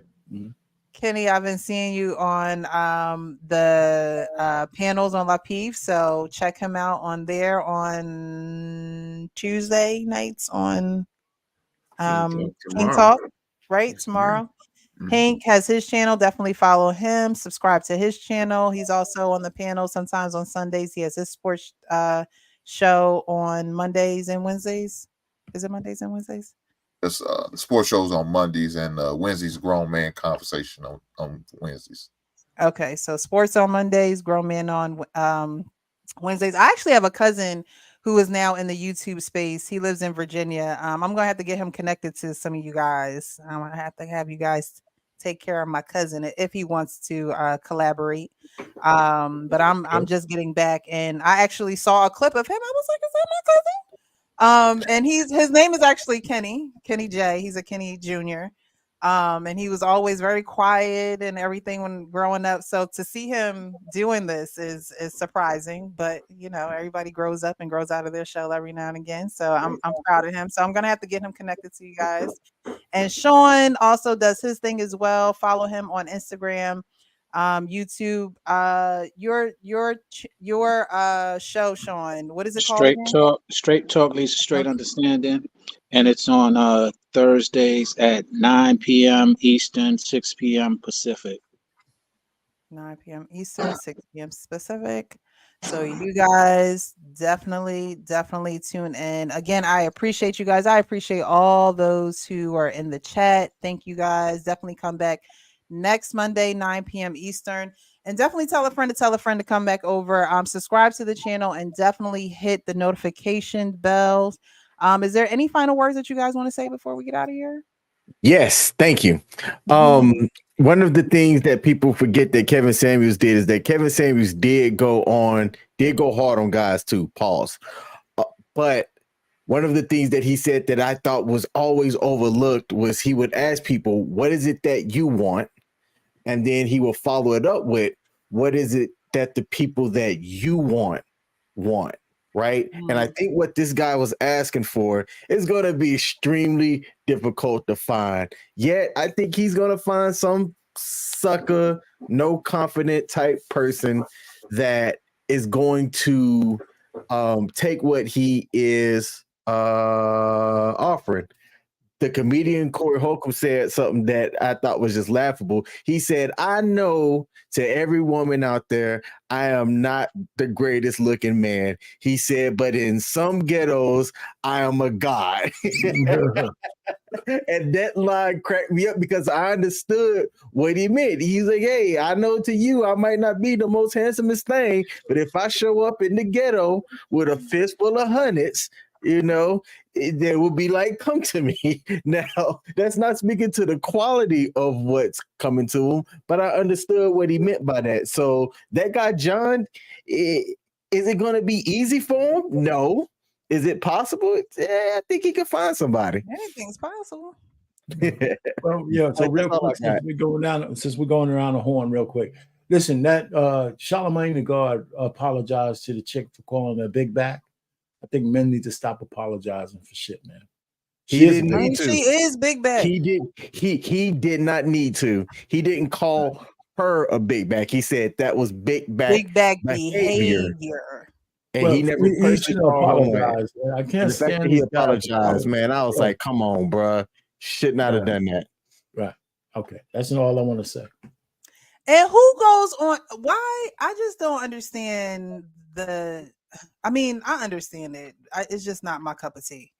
But to go on, what was it? TikTok and have a 50-part series called "Who the F Did I Marry?" Right. If you don't know, we don't know. Like what? If you don't, I'm not even wasting my time watching it. I didn't watch it.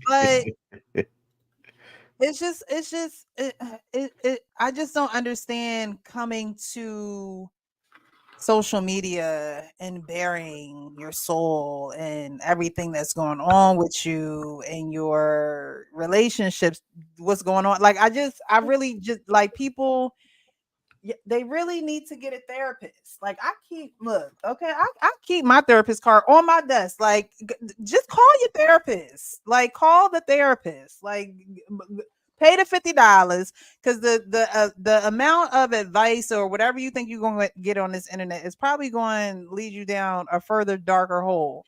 So I just don't understand why people do it. Like, is it for entertainment? Do you want to now laugh at your own pain? Or I just don't understand it. But so she made $300,000, so that's what she did it for. A lot of people think it's a hoax.